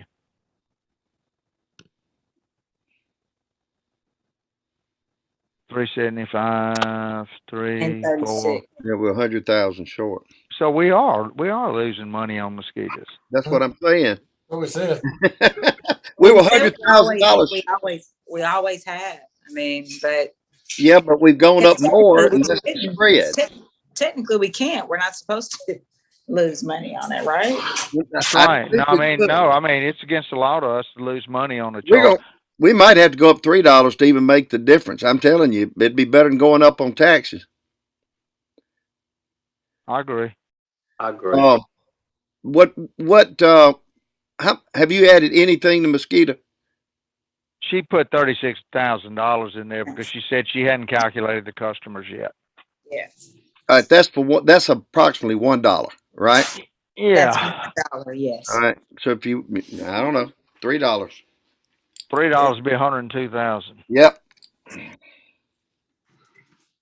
Let's get some exact figures from Dominique. Yes, sir. Yeah. I would like to make a statement as a customer and the person that gets mosquito control in my area. If we're going to go up on the people, they're going to need to increase the number of times that they're spraying and get better solutions, because after they spray in my area, the mosquitoes get worse. They're not dying, they're worse. The mosquitoes are what? Worse? Worse, W-R-S-E.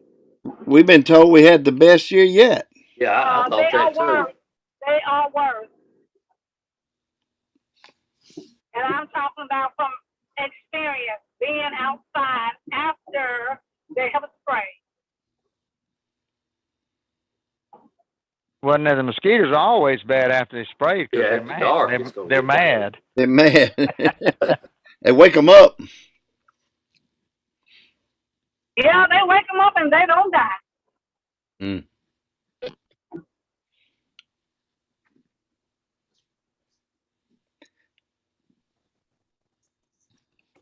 Thought it was better. But it is against the law for us to operate a deficit in those funds. That's right. Correct. That's right. Yeah. So we have to, by law, we have to make that work. We can make whatever work, but what I'm saying is, let's make it better for the constituents that we are going to increase the prices on. That's the only thing I'm saying. Yeah.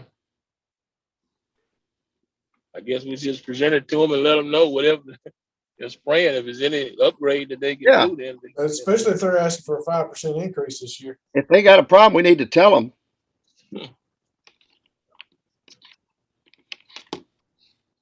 I called them.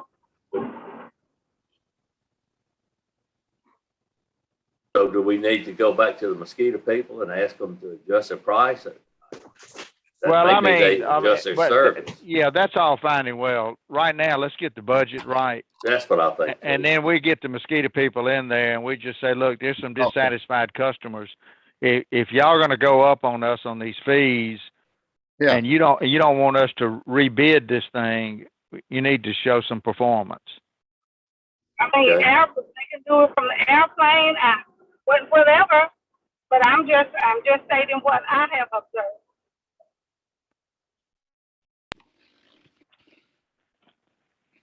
Okay, Dominique, I guess we'll see y'all at 8 o'clock in the morning. Yes, sir. And we'll figure out where we're going to go with this thing. And you'll come up with an exact figure by then. Yeah, I'll have one. Huh? Yes, sir. I'll have one by then. Okay. See y'all at 8 o'clock in the morning. You guys just need a motion. We need. I make a motion to recess this meeting. Second. Till 8 in the morning. Gary, any all in favor, say aye. Aye. Any opposed? Okay, till 8 in the morning. Thank you. Sorry, nada.